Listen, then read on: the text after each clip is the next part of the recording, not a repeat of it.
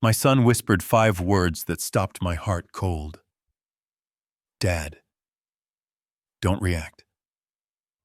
Look down. We were in the middle of a crowded public park in Seattle. Children were screaming with joy on the swings, and young couples were walking their dogs. To anyone walking by, we looked like a tragedy. An old man pushing his paralyzed, brain-damaged son in a wheelchair to get some fresh air. But when I looked down at Lucas's ankle under the cuff of his sweatpants, I saw something that turned my sadness into a rage so cold it could freeze hell over. It was not a bruise. It was not a brace. It was a GPS ankle monitor, the kind the police use for house arrest. But it was taped over with beige medical tape to blend in with his skin. And right next to it, I saw the fresh purple puncture marks of a needle. My son was not paralyzed from a car accident. He was being held prisoner in his own body, drugged, tracked, and tortured. I did not scream. I did not cry. I pretended to tie his shoe. I stood up, smiled at the woman walking toward us, and made a silent vow. By sunset, everyone involved in this was going to wish they were dead. If you have ever had to protect your child from a monster who was supposed to love them, hit that like button right now. Subscribe to my channel if you want to see how an old engineer dismantles a criminal empire. Let me know in the comments which city you are watching from. I read every single one. My name is Harrison Caldwell. I am 70 years old, and for 40 years I built bridges. I understand stress points. I understand structural integrity. And I know exactly when a foundation is about to collapse. That Tuesday afternoon started with a lie. My daughter-in-law Tiffany had told me to take Lucas to the park for an hour, so the maid could deep clean his room. It sounded considerate. Tiffany was always good at sounding considerate. She was the picture of the devoted wife sacrificing her youth to care for her invalid husband. But as I pushed Lucas along the paved path near Green Lake, the wheels of his chair humming against the concrete, I felt a strange tension radiating from him. For 6 months, doctors told me Lucas had the cognitive capacity of a 5-year-old. They said the crash caused severe frontal lobe damage. He drooled. He stared blankly at walls. He could not feed himself. I had grieved the loss of my brilliant son, the software engineer who wrote code that changed the world. I thought he was gone. But as we stopped by the duck pond, I saw his hand twitch. Not a spasm, a deliberate movement. His fingers, thin and pale from lack of sun, curled around my wrist. The grip was weak, but the intention was ironclad. That was when he spoke. His voice was like gravel grinding together, unused and dry. Dad, don't react. Just look at my ankle. I froze. My instinct was to shout, to hug him, to ask him 1,000 questions. But the terror in his eyes silenced me. He was terrified. Not of the ducks, not of the water, but of something else. I dropped to one knee. I made a show of fussing with his shoelaces. I pulled up the hem of his gray sweatpants just an inch. My blood ran cold. The device was small, black, and blinking with a faint red light. I knew technology. I knew what this was. It was a proximity alarm. If he moved more than a certain distance from a base station, or if his heart rate spiked too high, it would send an alert. It was wrapped clumsily in flesh-colored tape. But what made me nauseous were the tracks. The veins around his ankle were collapsed and bruised, surrounded by yellowing skin. They were injecting him. They were injecting him right here where the socks would hide the marks, far away from his arms, where a casual doctor might look. They were keeping him sedated. The crash did not make him a vegetable. The drugs did. I quickly pulled the pant leg down. I looked up at Lucas. His eyes were clear, sharp, and pleading. He blinked twice. Then his face went slack. His mouth opened and his eyes glazed over again. He returned to the mask of the invalid. Why, I wondered. Then I heard the clicking of heels on the pavement. Harrison, are you boring him to death out here? I stood up slowly. My knees popped. I turned to face Tiffany. She was walking toward us from the parking lot, holding a venti iced coffee in one hand and her phone in the other. She looked immaculate. She was wearing a white tennis outfit that cost more than my first car. Her hair was blown out to perfection. She smiled, but it did not reach her eyes. It never did. I forced myself to smile back. A lifetime of boardroom negotiations had taught me how to wear a poker face. Just enjoying the sun, Tiffany, I said. My voice sounded steady. I was proud of that. She sighed, looking at her watch. Well, we need to get back. My dad is coming over for dinner tonight. And you know how he gets if the house isn't perfect. She walked over to Lucas. She did not kiss him. She did not touch his shoulder. She reached down and wiped a bit of saliva from his chin with her thumb, then wiped her thumb on his shirt. Not on a tissue, on his shirt. The gesture was so casual, so disrespectful, it made my hands tremble. I watched her hand as she texted on her phone. On her ring finger sat a 3-carat diamond solitaire. I remember the day Lucas bought that ring. He had just sold his first patent.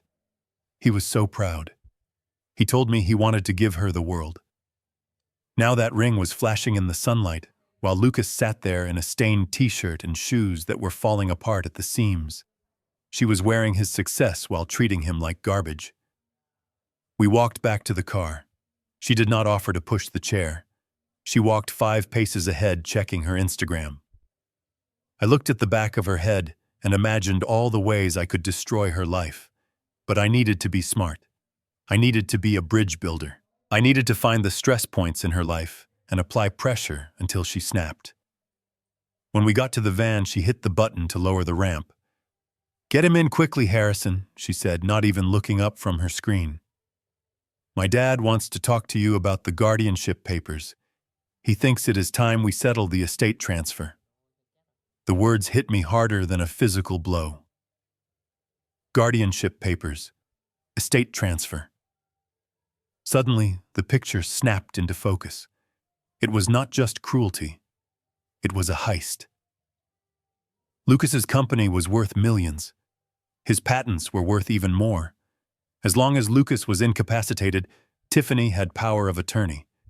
But if he died, or if he was declared permanently incompetent by a court, she would get everything. Her father, Richard Harrington. I knew him.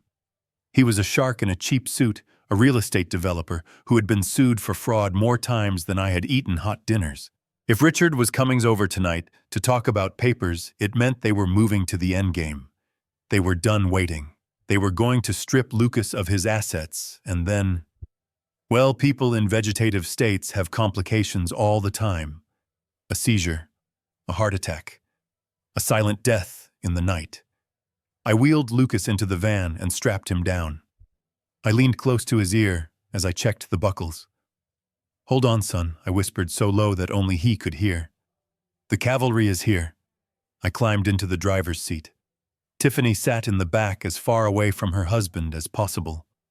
She sprayed perfume, wrinkling her nose as if he smelled. "Harrison," she called out from the back.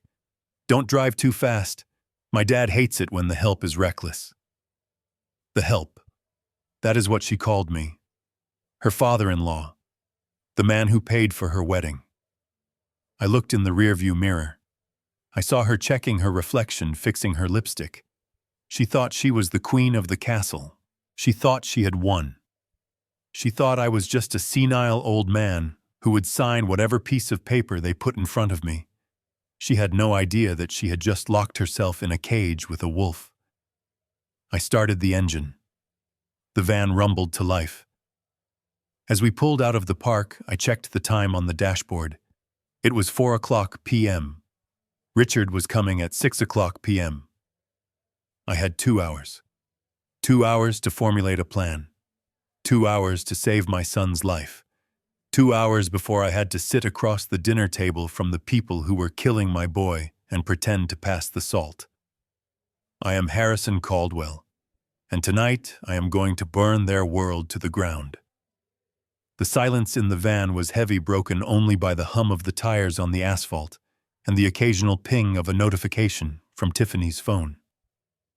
I kept my eyes on the road, but my attention was entirely focused on the rearview mirror. In the back seat, Lucas was beginning to stir. The clear look he had given me in the park was gone, replaced by a groggy confusion, but his body was fighting. He shifted against the leather straps that held him in the wheelchair. A low, guttural moan escaped his lips. It was the sound of a man trying to scream from the bottom of a deep well. Tiffany sighed loudly, a sound of pure exasperation. She did not look at him with concern. She looked at him the way one looks at a malfunctioning appliance that is making too much noise. "He is getting agitated again," she said, her voice flat. "It must be the stimulation from the park. The doctor said his brain cannot handle too much excitement." I gripped the steering wheel until my knuckles turned white. Excitement. She called a breath of fresh air excitement. "Maybe he is just thirsty," I suggested, trying to keep my voice steady. "Or maybe his leg hurts. That strap looks tight." She ignored me. She reached into her designer handbag and pulled out a small hard shell case. It looked like a case for expensive sunglasses, but when she popped it open, I saw the glint of glass and metal. A pre-filled syringe and an alcohol wipe. She had this ready. She was prepared for him to wake up, and she had a solution. "Pull over, Harrison," she commanded. "We are on the highway, Tiffany." "There is no shoulder here," I said, trying to buy time. I saw Lucas's head roll to the side. His eyes fluttered open, and for a second, they met mine in the mirror. There was panic there. He knew what was coming. I said, "Pull over," she snapped. "Do it now, or do you want him to have a seizure right here in the car?" I checked the side mirror and swerved the heavy van onto a narrow strip of gravel near a freeway exit. The dust settled around us as I put the vehicle in park. Before I could even unbuckle my seatbelt, Tiffany was already moving. She did not move like a worried wife soothing a husband. She moved with the efficiency of a soldier reloading a weapon. She tore the alcohol wipe open with her teeth. I turned around in my seat. "Let me help you," I said, feigning the frailty of an old man trying to be useful. I reached a hand toward the back. "Your hands are shaking, Tiffany. You do not want to hurt him. Let me hold him steady." I wanted to grab the syringe. I wanted to smash it against the window. But I knew if I did that, the game was over. Richard would arrive in an hour, see the scene, and I would be thrown out or arrested for assaulting her. I had to play the long game. She slapped my hand away. Her nails scratched my skin, leaving a stinging red mark. "Do not touch him," she hissed. Her face was inches from mine, and for the first time the mask of the beauty queen slipped completely. Her eyes were hard, cold, and devoid of humanity. "You are just a guest here, Harrison. You do not know his medical protocol. You do not know what he needs. Do not intervene in how I care for my husband." I pulled my hand back, pretending to be cowed. "I am sorry," I mumbled. "I just hate seeing him in pain." "He is not in pain," she said, turning her back to me. "He is just confused. This will help him sleep." I watched through the gap between the seats. She did not go for his arm. She didn't even roll up his sleeve. She reached down to his thigh, right through the fabric of his sweatpants. It was a brutal, lazy way to administer medicine. She didn't care about infection. She didn't care about bruising. She uncapped the needle. In the dim light of the van, I saw the liquid. It was clear. Haloperidol, a powerful antipsychotic used to subdue violent patients in maximum security wards.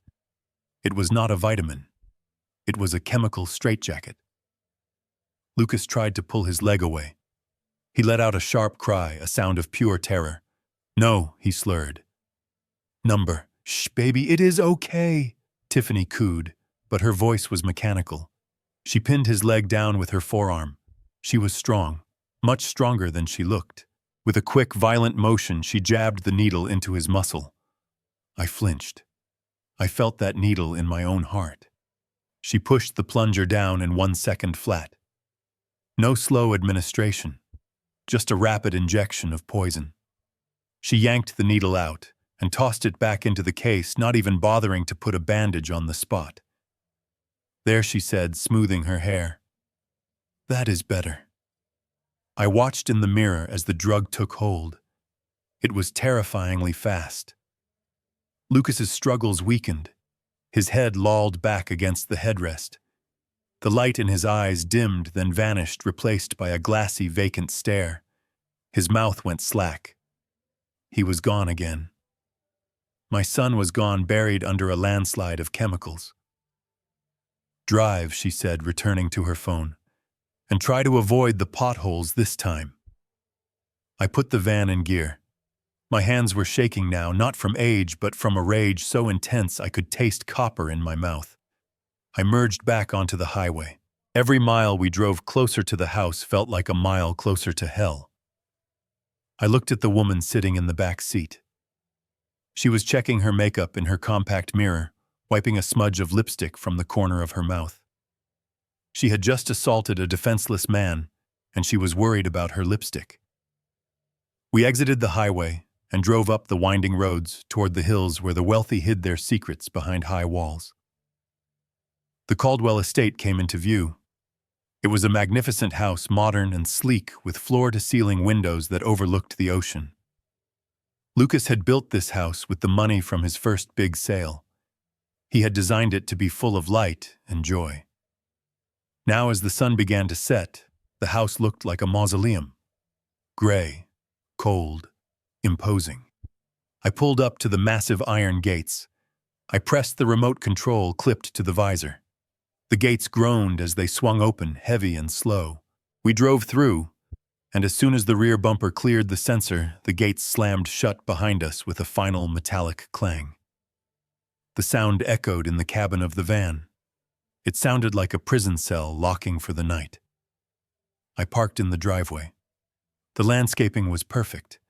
Not a blade of grass was out of place. It was a perfect facade. Just like Tiffany. Just like Richard. Tiffany opened the door and hopped out.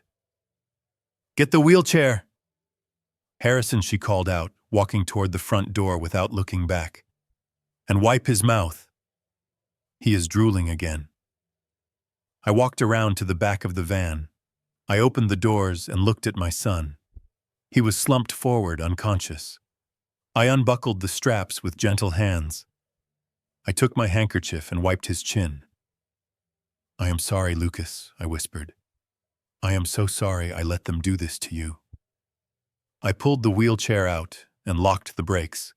I transferred his dead weight into the chair. He felt lighter than I remembered. They were starving him too. I could feel his ribs through his shirt. As I pushed him toward the front door, I looked up at the security cameras. There was one above the door, one on the corner of the garage, and one pointing at the gate. Red lights blinking. Watching. I realized then that my plan to leave to go to the police was naive. They would have footage of me leaving. They would say I kidnapped him. They had the medical power of attorney.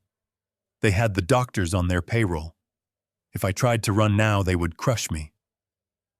The front door opened. A maid in a gray uniform stood there, her head bowed. She did not look at me. She stepped aside to let us in.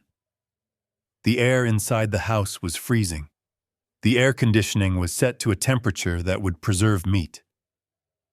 I wheeled Lucas into the grand foyer. The marble floor clicked under my dress shoes. "Take him to his room," Tiffany shouted from the kitchen. She was already pouring herself a glass of wine. "And stay with him until my father arrives. I need to get changed." I pushed Lucas down the long hallway toward the master bedroom on the first floor. The walls were lined with photos of their wedding day. Lucas standing tall and proud. Tiffany smiling radiantly. It looked like a fairy tale. I wanted to rip them off the wall and smash them. We entered the bedroom. It was more like a hospital room now. There was a hospital bed in the center, surrounded by monitors. The smell of antiseptic was overwhelming. I lifted Lucas from the chair and laid him on the bed. I pulled the duvet up to his chin. I sat down in the chair next to the bed. I looked at the door. I heard the distinct click of a lock turning somewhere in the house. I was not a guest. I was not a grandfather visiting for the weekend. I was the second prisoner in the Caldwell estate. But unlike Lucas, my mind was clear. And unlike them, I knew how to dismantle a structure from the inside out. I looked at the digital clock on the bedside table. 5:15 p.m. Richard would be here in 45 minutes. I leaned back in the chair and closed my eyes, but I did not sleep. I listened. I listened to the house. I listened to the footsteps upstairs. I listened to the hum of the servers in the basement. And I began to formulate a plan. If I could not get out, I would bring the war to them. The doorbell rang at exactly 6 o'clock. It was not a welcoming sound. It echoed through the hollow marble hallway like a gavel striking a judge's desk. I was sitting in the living room, a space that looked more like a furniture showroom than a home. The leather was too stiff, the glass tables too sharp, and the silence too heavy. Tiffany had disappeared upstairs to change into something more appropriate for begging for money, leaving me alone with the ghosts of my son's stolen life. When the heavy oak door swung open, Richard Harrington filled the frame. He was a man who wore his wealth like armor. His suit was Italian silk, a shade of blue that was just a little too bright for a casual dinner. His shoes were polished to a mirror shine reflecting the recessed lighting of the foyer. He smelled of expensive scotch and even more expensive cologne, a scent that tried to mask the rot beneath the surface. He did not look like a grieving father-in-law. He looked like a shark that had just smelled blood in the water. "Harrison," he boomed, his voice filling the room with false warmth. He walked toward me, arms spread wide, but his eyes were scanning the room, checking the exits, checking the staff, checking everything but me. He stopped 3 feet away and offered a hand that felt cold and damp like a dead fish. "It is good to see you, old friend, though I wish it were under better circumstances." I stood up slowly, letting my joints crack. I shook his hand, keeping my grip firm but brief. "Hello, Richard." He didn't wait for pleasantries. He marched straight to the wet bar in the corner of the room and poured himself a drink without asking. He didn't offer me one. He took a long sip, hissed with pleasure, and then turned to face me. He reached into his leather briefcase and pulled out a thick navy blue folder. He tossed it onto the coffee table between us. The sound of the heavy paper hitting the glass was sharp like a gunshot. "We need to talk business, Harrison," he said, sitting down and crossing his legs. He adjusted his cufflinks. "Look, we both know Lucas is in bad shape. The medical bills are piling up. The specialized care, the equipment, the 24-hour nursing. It is draining the accounts." I said nothing.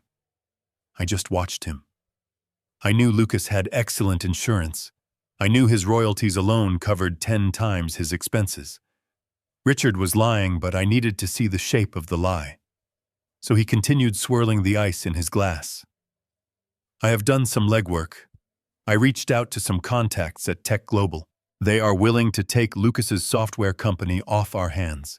It is a generous offer considering the CEO is incapacitated. They are offering $20 million. Cash." He leaned forward, a predator's smile playing on his lips. "All you have to do is sign as his secondary guardian. I have already prepared the papers. It will secure Lucas's future. It is a mercy, really." I looked at the folder. $20 million. To a layman, it sounded like a fortune. To a desperate father, it might have sounded like a lifeline. But Richard had made a fatal mistake. He had forgotten who I was. He saw a 70-year-old man in a cardigan. He forgot he was looking at the former chief engineer of the State Infrastructure Department. I didn't just pour concrete. I managed budgets in the billions. I negotiated contracts with government sharks and corporate vultures. I knew how to read a balance sheet, and I knew how to spot a lowball offer from a mile away. I reached for the folder. I put on my reading glasses, taking my time. I opened the document. The text was dense, full of legal jargon designed to confuse, but the numbers were clear. Transfer of all assets. Transfer of all intellectual property. Transfer of the patent registry. I looked up at Richard. He was checking his watch, bored. 20 million, I said, keeping my voice flat. Yes, Richard nodded. It is a lot of money, Harrison. More than you or I will ever need. I closed the folder and placed it gently back on the table. You are trying to sell a diamond for the price of glass, Richard. His smile faltered for a fraction of a second. What do you mean? I leaned back in the sofa, crossing my arms. Lucas's company isn't just a software firm. They hold the patent for the neural network processing chip used in 90% of autonomous vehicles. I read the quarterly reports, Richard. I may be retired, but I am not dead. That single patent was valued at $150 million last fiscal year, and that was before the new defense contracts. I stared him straight in the eyes. Tech Global is a shell company, isn't it? Or maybe a subsidiary where you sit on the board. You are trying to acquire a $150 million asset for $20 million. You are not saving Lucas. You are looting him. You are stripping the copper wiring out of the walls while the house is still standing. The room went deadly silent. The hum of the refrigerator in the distant kitchen seemed to stop. Richard slowly set his drink down. The fake warmth evaporated from his face, instantly replaced by a look of sheer, unadulterated malice. His eyes, previously crinkled with fake sympathy, went flat and dead. He stood up. He was tall, looming over me, trying to use his physical presence to intimidate. But I had stared down union bosses and corrupt senators. A real estate developer in a fancy suit did not scare me. He walked around the table until he was standing right next to my chair. He leaned down, his voice dropping to a whisper that was colder than the air conditioning. You are a smart man, Harrison. I always said that. Too smart for your own good. He picked up the folder and tapped it against his palm. But you are making a calculation error. You are assuming you are in a negotiation. You are assuming you have leverage. I stayed seated. I did not flinch. I am assuming I am the father of the owner, and without my signature, this sale is illegal. Richard laughed. It was a dry, humorless bark. Illegal. That is a funny word. Laws are for people who cannot afford to bypass them. He walked to the floor-to-ceiling window that looked out over the driveway. The sun had set, and the floodlights were on, illuminating the paved courtyard where my modest sedan was parked next to his Bentley. Come here, Harrison. Come look at the view. I hesitated, then stood up and walked to the window. I looked out. At first I saw only the cars, but then movement caught my eye. Standing at the heavy iron gate were two men. They were not the usual house security. These men were massive, wearing black tactical jackets that bulged at the waist. They were standing with their arms crossed, staring directly at the house, staring directly at my car. I looked closer. One of them was holding something low by his side. It looked like a baton, or perhaps something worse. Who are they? I asked. Independent contractors, Richard said casually, admiring his reflection in the glass. They are here to ensure the security of the estate, and to ensure that no one leaves until business is concluded. He turned to me, his face inches from mine. The smell of scotch was overpowering now. You see, Harrison, you are not a guest here anymore.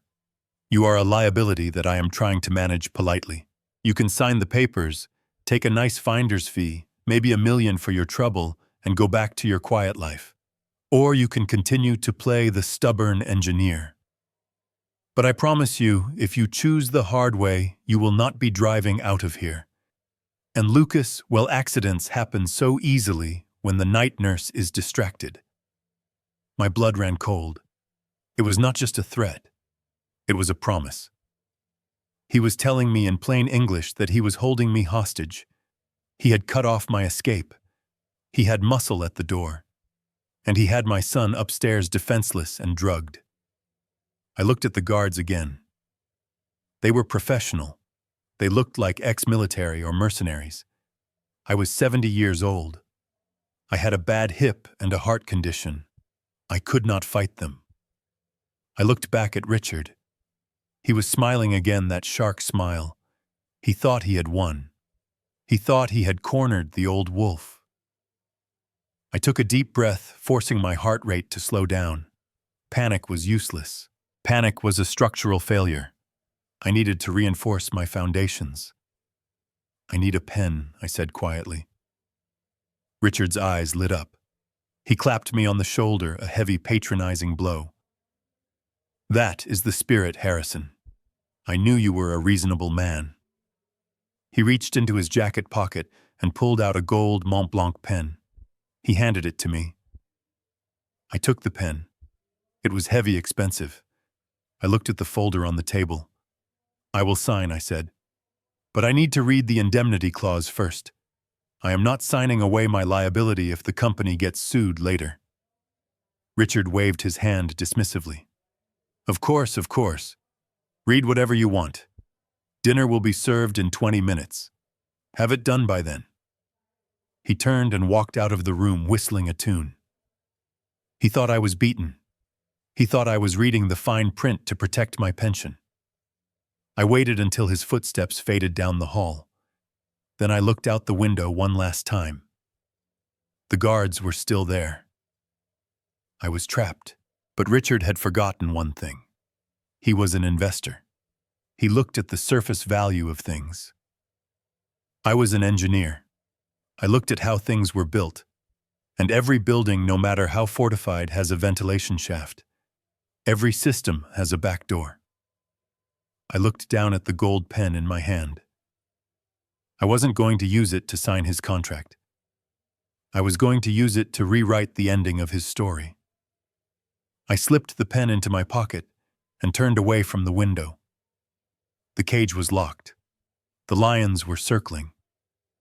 But they didn't know that the man they had trapped inside wasn't a victim. He was the demolition expert. The house at 2 a.m. was not silent. Houses are never truly silent to an engineer. They breathe. The timber expands and contracts with the temperature changes. The pipes rattle with the settling pressure. But the sounds in the Caldwell estate were different. They were mechanical, cold, and hostile. I lay in the guest bed staring at the ceiling, listening to the rhythmic hum of the high-security server in the basement and the intermittent buzz of the motion sensors in the hallway. I was fully dressed. I had not slept. Sleep was a luxury for men who were not trapped in a cage with tigers. At exactly 14 minutes past 2, I swung my legs out of bed. My joints popped a loud crack in the stillness that made me freeze. I waited. Nothing. The house slept on. I needed to get into the medical room. It was formerly the guest study, but Tiffany had converted it into what she called the wellness center. It was where she kept the supplies, the syringes, and the poison. If I was going to dismantle their lie, I needed proof of what was in those vials. I moved to the door of my room and opened it a crack. The hallway was bathed in the pale green light of the emergency exit signs Richard had installed. It looked like the corridor of a hospital, sterile and uninviting. I slipped out my socks, sliding silently on the polished marble. I had one tool in my pocket. It was not a screwdriver or a crowbar. It was a small travel bottle of talcum powder I had kept in my DOP kit for years to keep my shoes dry. I reached the door of the medical room. It was locked, of course. A digital keypad glowed blue on the doorframe. A 4-digit code stood between me and the truth. Brute force was not an option. If I triggered the wrong code 3 times, an alarm would sound, and the guards outside would be on me in seconds. I had to be precise. I had to be an engineer. I shook the bottle of powder gently into my palm, creating a small white cloud. I blew it softly over the keys of the number pad. The fine dust settled on the rubber buttons. I pulled a small penlight from my pocket and shone it at an angle. The physics of crime are simple. Oil from human skin is sticky. Dust adheres to oil. The buttons that were pressed most frequently would have the most oil and therefore the most distorted dust patterns. There were 4 keys that were clearly smudged. 1, 9, 8, 5. I stared at the numbers. 1985, 1985. It was Tiffany's birth year. It was so narcissistically predictable that I almost laughed out loud. These people were not geniuses. They were just arrogant. They thought no one would dare to challenge them, so they used the simplest locks on their darkest secrets. I pressed the numbers. 1, 9, 8, 5. The mechanism clicked softly, a sound sweeter than any symphony I had ever heard. The light turned green. I turned the handle and slipped inside, closing the door gently behind me until the latch engaged. The room smelled of rubbing alcohol and latex. It was cold, kept at a precise temperature to preserve the medications. Moonlight filtered through the blinds, illuminating rows of cabinets. I moved quickly. I did not turn on the lights. I used the glow of my penlight, keeping the beam low to the floor. I found the cabinet labeled with Lucas's name. It wasn't locked. Why would they lock it? Who would steal antipsychotics in a house full of millionaires? I opened the cabinet door. There they were. Rows of amber vials. I picked one up, my hand trembling slightly. The label had been peeled off, likely by Tiffany to hide the evidence from casual observers. But she had been lazy. There was another box behind the first row, an unopened shipment from a pharmaceutical supplier. I pulled the box out. The label was intact. Haloperidol decanoate, 50 milligrams per milliliter. Warning: may cause neuroleptic malignant syndrome, sedation, and cognitive impairment. This was it. The smoking gun. They were dosing him with enough tranquilizers to take down a horse. I pulled out my phone. I turned off the flash and silenced the shutter sound. I took a photo of the box. I took a photo of the vials. I took a photo of the shipping manifest that listed Richard Harrington as the authorized signatory for the medical delivery. He was paying for the poison that was killing his son-in-law. I had just slipped the phone back into my pocket when I heard it. The sound was faint but unmistakable, the soft thud of a heel on the carpet in the hallway. Then the click of a door handle. Someone was up. I froze. I was trapped in a room with only one exit. The window was alarmed. I could see the sensor on the glass. If I opened it, the sirens would scream. The footsteps were getting closer. They were not heavy like Richard's or the guards. They were light. Quick. Tiffany. Panic flared in my chest, hot and sharp. I looked around frantically. Under the desk, 2 open. Behind the curtains, she would see my shoes. My eyes landed on the supply closet in the corner. It was a narrow space with louvered bifold doors. I dove for it. I squeezed my body into the tight space, wedging myself between a mop bucket and stacks of adult diapers they forced Lucas to wear. I pulled the doors shut just as the keypad on the main door beeped. 1, 9, 8, 5. The door opened. I held my breath. I pressed my hand over my mouth to stifle the sound of my own breathing. Through the slats of the closet door, I could see slices of the room. The light from the hallway spilled in, cutting a rectangle across the floor. Tiffany walked in. She was wearing a silk robe, her hair loose. She didn't turn on the main light. She walked straight to the mini fridge in the corner, just 3 feet from where I was hiding. I could smell her perfume. It was a floral scent that barely masked the smell of the wine she had been drinking earlier. She opened the fridge and grabbed a bottle of imported mineral water. She cracked the cap, took a long swig, and then sighed. It was a sound of frustration, not relief. Her phone buzzed in her hand. The screen lit up her face in the darkness. She looked tired. She looked angry. She swiped to answer. "Hey," she whispered. Her voice was husky, intimate. It was not the tone she used with me or even with Lucas. "I know it is late," she said, leaning back against the desk. "I couldn't sleep. Richard is driving me crazy. He is pushing for the signature tomorrow night at the gala. He says the investors are getting cold feet." She paused, listening to the voice on the other end. I strained my ears, but I couldn't hear the man she was talking to. But I knew who it was. It had to be the lawyer, the one Lucas had mentioned. I know, she hissed, her voice sharpening. "But there is a problem. The old man, Harrison, he is not as stupid as he looks." My heart hammered against my ribs so hard I was terrified she would hear it. She was talking about me. "He was asking questions in the car," she continued. "About the medication, about the straps. And today, when I was injecting Lucas, he was watching me in the mirror. He has these eyes, like he is dissecting me. I don't like it, baby. I don't feel safe." She took another drink of water, pacing a small circle in front of my hiding spot. Her robe brushed against the closet door. I didn't breathe. I didn't blink.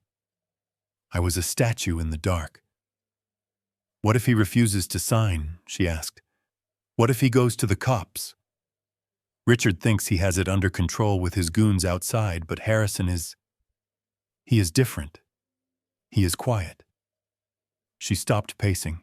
She stood perfectly still, listening to the person on the other end of the line. A cruel smile slowly spread across her face, illuminated by the ghostly blue light of her phone. "Yeah," she whispered. "You are right. Maybe we shouldn't wait for him to sign. Maybe the stress of the situation is just too much for an old man's heart." She laughed softly.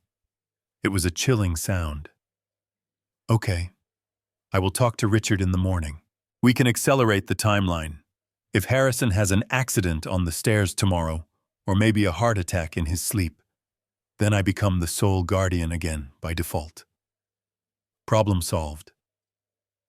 She finished her water and crushed the plastic bottle in her hand. "I love you too," she said. "I will see you tomorrow. Once this is all over, we are going to burn that money. We are going to buy that island, just you and me." She hung up. She tossed the empty bottle into the trash can next to the closet. It hit the metal rim with a clang that made me flinch inwardly. She turned and walked out of the room, the silk of her robe trailing behind her like a ghost. The door clicked shut. The lock engaged. I let out the breath I had been holding for 5 minutes. My lungs burned. My legs were cramping. But I didn't move. I stayed in the closet, surrounded by the smell of bleach and betrayal. I had come in here looking for chemical proof. I had found it. But I had found something much more dangerous. I had found their desperation. They were not just planning to steal from my son. They were planning to kill me. The timeline had shifted. I didn't have days. I didn't even have until the gala tomorrow night. I was a target. And if I wanted to survive long enough to save Lucas, I had to stop playing defense. I pushed the closet door open and stepped out into the dark room. I looked at the vials of poison one last time. "You want to accelerate the timeline, Tiffany?" I whispered to the empty room. "Fine. Let's see who crashes first." I slipped my hand into my pocket and touched the cold glass of the water vial I had brought with me. It was time for Chapter 5. It was time to switch the game pieces while the players were sleeping. I moved toward the cabinet. The old man was gone. The engineer was at work, and I was about to rewire their entire system. The sun rose over the estate with a mocking brightness. It was Wednesday morning, the day of the gala. The day Richard planned to strip my son of his legacy. And if Tiffany's phone call last night was real, it was likely the last day I was intended to be alive. I sat at the granite kitchen island, staring at a cup of black coffee that had gone cold. My hands were wrapped around the ceramic mug, not for warmth, but to stop them from trembling.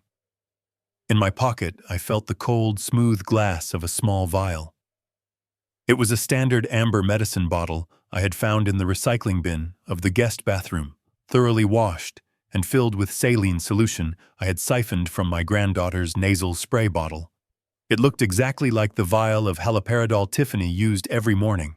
Same shape, same size. I had spent an hour in the bathroom before dawn carefully peeling the label off the poison vial I stole last night and reattaching it to this decoy. It was a crude forgery, but it had to work. I heard the click of heels on the tile. Tiffany entered the kitchen. She looked pristine, dressed in a white silk blouse and tailored trousers, ready for a day of spending money she had not earned. She was carrying the black medical case. "Good morning, Harrison," she said, not looking at me. She placed the case on the counter next to the fruit bowl. "Try not to make a mess today. The cleaning crew is coming to prep for the party." I watched her open the case. She moved with a terrifying casualness. She pulled out a fresh syringe. She pulled out the alcohol wipes. And then she reached into the refrigerated compartment of the case and pulled out the vial of haloperidol. She set it on the counter right next to the coffee pot. My heart hammered against my ribs. This was it. The variables were set. I needed to change the equation. "Where is Lucas?" I asked, my voice raspy.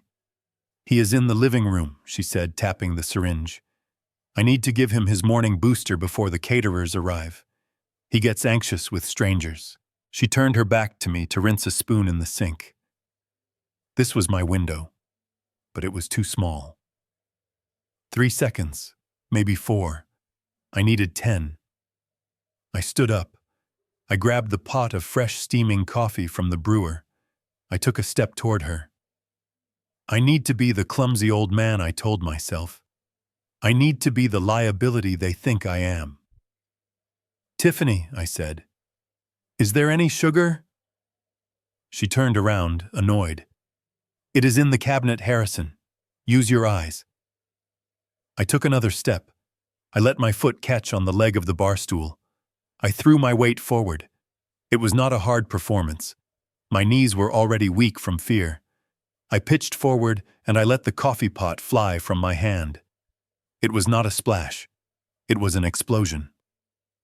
The pot hit the edge of the counter and shattered. Hot, dark liquid erupted like a volcano, spraying across the white countertop, across the floor, and most importantly, all over Tiffany's white silk blouse. She screamed.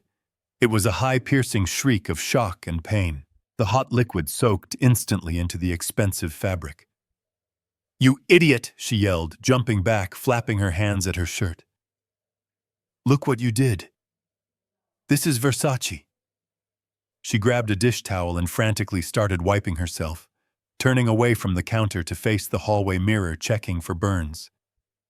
"I am so sorry," I stammered, leaning against the island for support. I tripped. "My shoes. The floor is slippery." "Get away from me," she hissed, distracted by the disaster on her chest. "Just stay there. I have to go change. If this stains, I am taking it out of your pension." She stormed out of the kitchen, her heels clicking furiously as she ran toward the stairs. I was alone. I did not hesitate. I did not pause to breathe. I moved with a speed I did not know I still possessed. I reached into my pocket and pulled out the saline vial. I grabbed the haloperidol vial from the counter. I shoved the poison into my pocket and placed the saline in the exact same spot, turning the label to face the same angle. It took 2 seconds. I grabbed a handful of paper towels and started wiping up the coffee on the counter, making sure to move the medical case slightly, just enough to make it look like I had bumped it while cleaning. I needed an excuse in case the vial looked out of place. My heart was beating so fast I thought I might pass out. I threw the coffee-soaked towels into the trash, burying them deep. I stood back, leaning on the counter, breathing heavily, playing the role of the flustered old man. A minute later, Tiffany returned. She had changed into a navy blue dress. Her face was flushed with anger. She marched into the kitchen, ignoring me completely. She walked straight to the counter. She stopped. She looked at the mess I had half cleaned. She looked at the medical case. She looked at the vial. My lungs froze. Had she seen it? Did the label look different? Did the liquid look too clear? She reached out and picked up the vial. She held it up to the light. I gripped the edge of the counter. If she noticed, it was over. She would call the guards. They would search me. They would find the poison in my pocket. She squinted at the bottle. Then she looked at me with pure disgust. "You got coffee on the case, Harrison," she spat. She grabbed a wipe and cleaned the bottom of the glass vial. She set it back down. She didn't know. She was too arrogant to think I was capable of sabotage. To her, I was just a clumsy nuisance. She uncapped the needle. She inserted it into the vial of saline. She drew back the plunger. The clear liquid filled the syringe. 2 milliliters of salt water. Harmless. Life-giving. I watched the liquid rise in the tube, and I felt a wave of relief so strong it almost knocked me over. She marched into the living room. I followed her, dragging my feet. Lucas was sitting in his wheelchair by the window, staring blankly at the driveway. He looked so small, so defeated. "Time for your medicine, sweetie," Tiffany said, her voice switching instantly to that fake, sugary tone she used when she wasn't screaming. She rolled up his sleeve this time. She didn't bother with the pants.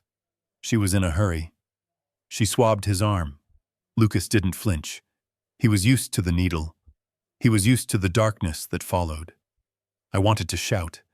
I wanted to tell him it was okay. But I couldn't. I had to watch. She jabbed the needle in.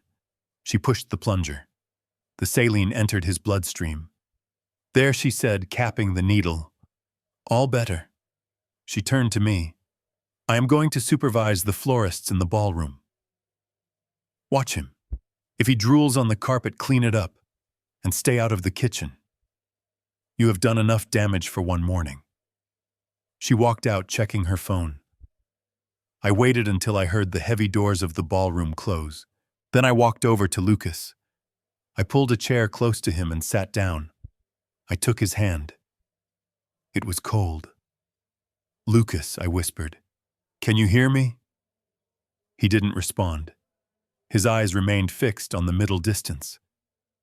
The haloperidol has a long half-life. It would take time for the effects of the previous doses to wear off. The saline wouldn't wake him up instantly. It just wouldn't knock him down further. It was a waiting game now. A game of biology. I squeezed his hand. It was 10 in the morning. The gala was at 7. We had 9 hours. 9 hours for his liver to filter out the poison. 9 hours for his brain to reconnect the wires. I looked at the clock on the wall. The second hand ticked slowly, agonizingly. Tick, tick, tick. I sat there holding my son's hand, praying to a God I hadn't spoken to in years. Please, I thought. Let him come back to me. Just for 5 minutes. That is all I need. Just 5 minutes of the man he used to be. Because if he didn't wake up, if the damage was permanent, then I was just an old man with a pocket full of stolen drugs waiting to be slaughtered in a house of wolves. Suddenly I felt a twitch in his fingers. I looked at his face, his eyelid fluttered. A small movement, barely visible. But to an engineer, movement is everything. Movement means the machine is still alive. I leaned closer. "Wake up, son," I breathed. "The fog is lifting. Come back to me. We have a war to win." It started with a single tear. It rolled down Lucas's cheek, cutting through the film of dullness that had clouded his face for months. Then he squeezed my hand. It was not a spasm. It was a grip. It was weak, trembling, but it was desperate. I leaned in close, my heart hammering against my ribs like a trapped bird. His eyes, which had been wandering aimlessly around the room, suddenly locked onto mine. The pupil dilated. The fog lifted. For the first time in 6 months, my son was back in the room with me. "Dad," he whispered. The word was barely a breath scratching its way out of a throat dry from disuse. I brought a finger to my lips. I pointed to the ceiling indicating the cameras. I pointed to the hallway where the audio sensors picked up loud noises. I leaned down to his ear and whispered back, "We need to move." The garage. The garage was the one place Richard never went. He hated the smell of oil and sawdust. It was beneath him. But for Lucas and me, it had always been our sanctuary. It was where we built his first computer. It was where we fixed his first bike. It was the only place in this cursed mansion that still felt like home. I unlocked the brakes on the wheelchair. I moved slowly, casually, in case anyone was watching the monitors in the security room. I pushed him toward the service elevator that led to the basement. I held my breath as the doors closed, cutting us off from the pristine, sterile hell upstairs. When the doors opened into the dim, cool air of the garage, I wheeled him into the far corner, behind a stack of old tires and a dusty workbench. This was a blind spot. I knew it because I had designed the electrical layout of this house 10 years ago. I knelt in front of him. I grabbed his shoulders. "Lucas, talk to me. We do not have much time." He took a deep, shuddering breath. His body was still weak, fighting off the residue of the drugs, but his mind was racing. "It wasn't an accident, Dad," he said. His voice was gaining strength, fueled by a rage that had been bottling up for half a year. "I didn't lose control of the car. The brakes were gone. I pressed the pedal and it went straight to the floor." I nodded. I suspected as much. "Richard told me you were speeding." Lucas let out a bitter, dry laugh. "I was doing 30. I was driving to the patent office to file the new update for the AI. Richard knew that if I filed it, the company's value would triple and he wouldn't be able to afford the buyout he was planning. He needed me stopped before I got there." He leaned forward, gripping the armrests of his chair. "But he made a mistake, Dad.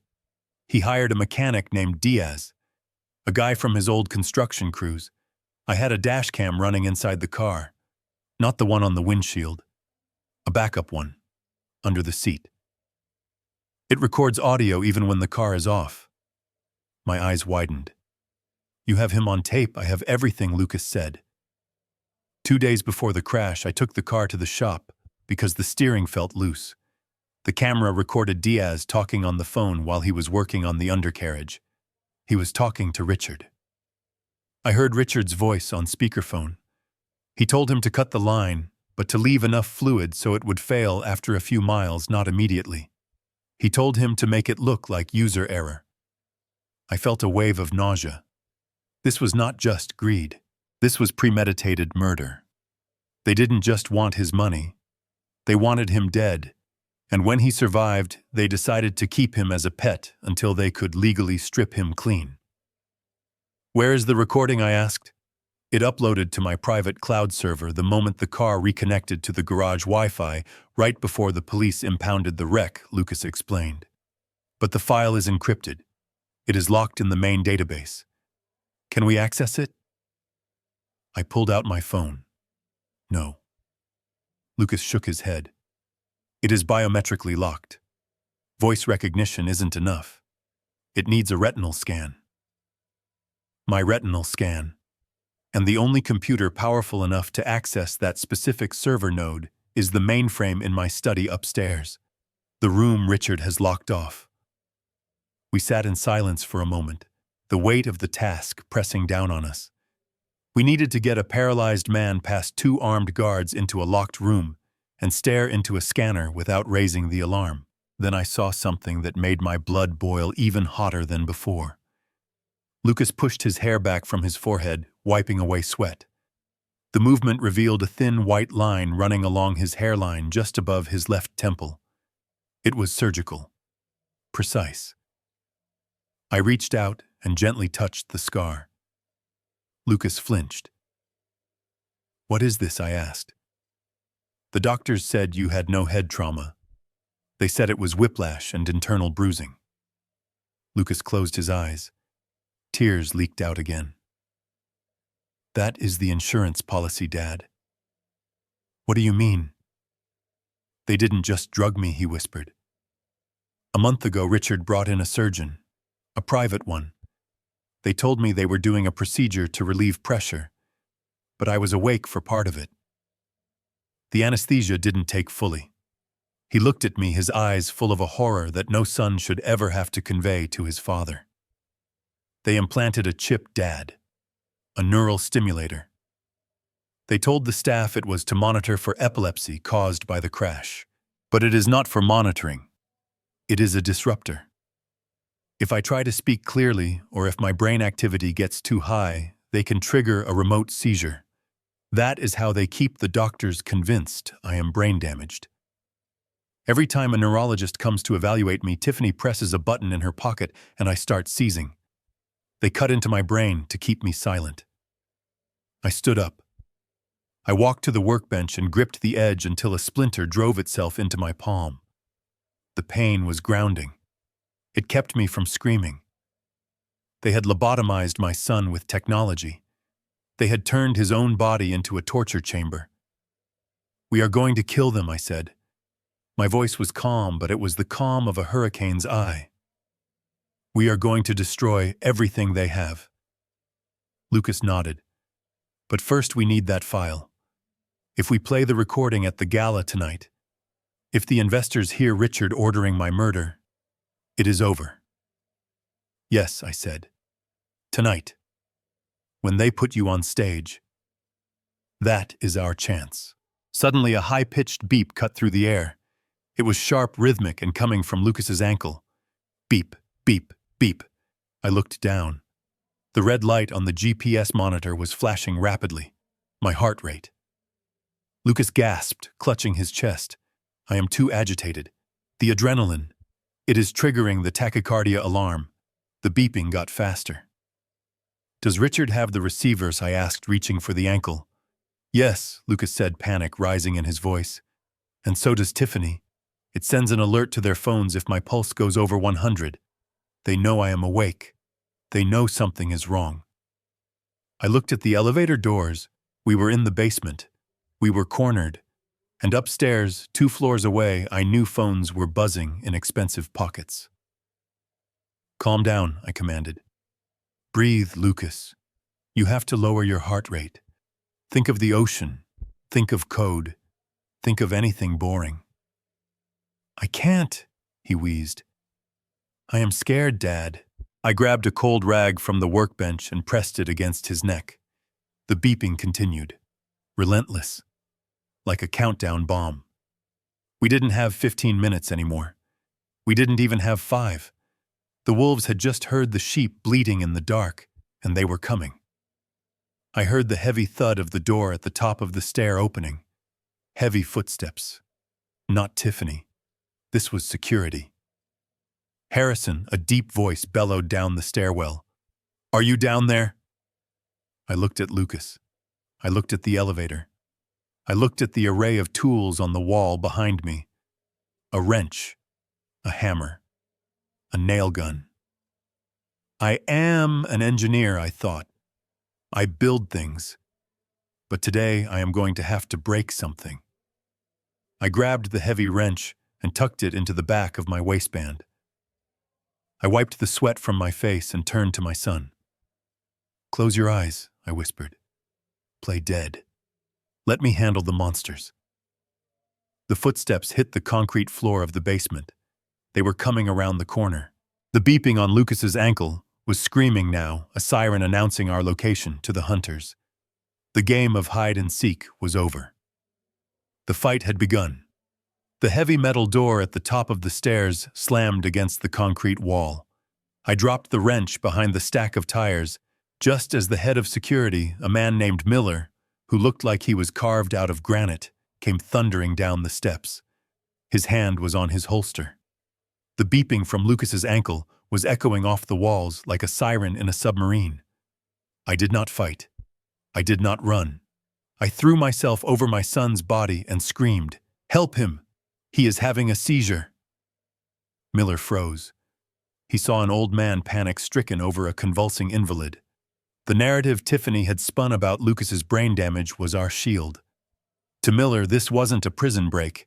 It was a medical emergency. He holstered his weapon and ran over, pushing me aside with surprising gentleness. He checked Lucas's eyes.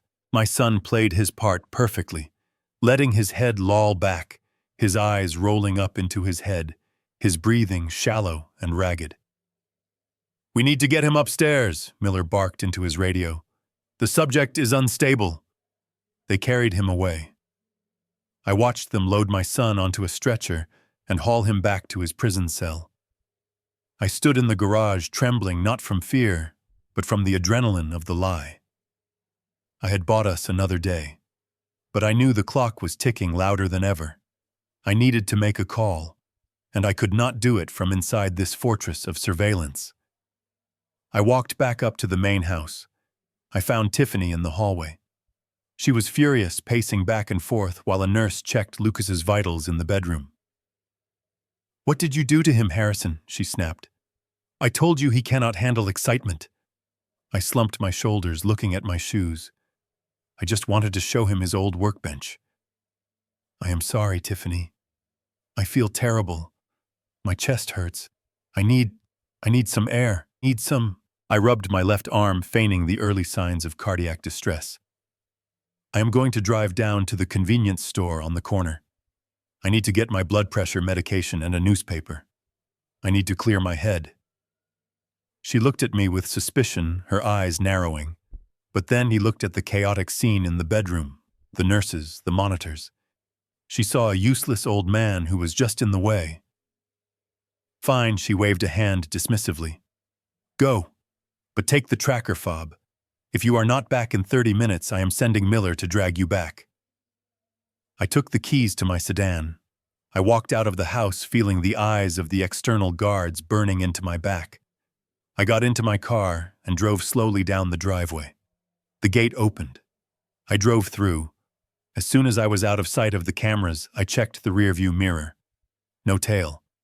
They were too busy stabilizing Lucas to worry about a senile grandfather buying a newspaper. I drove 2 miles down the road to a strip mall that had seen better days.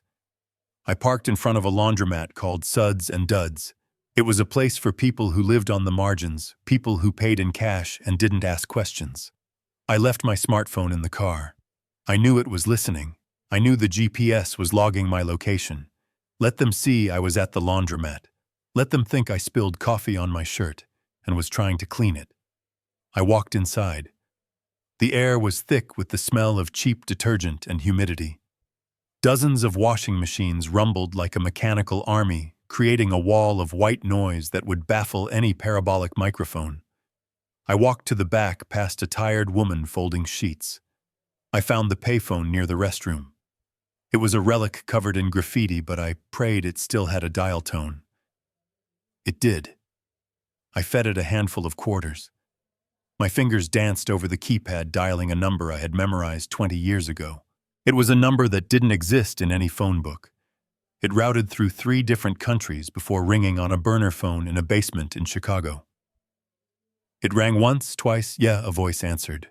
Rough, gravelly, like a car engine starting on a cold morning. "Saul," I said. "It is the engineer." There was a pause, a long silence where I could hear the ghost of our past life in the Special Forces.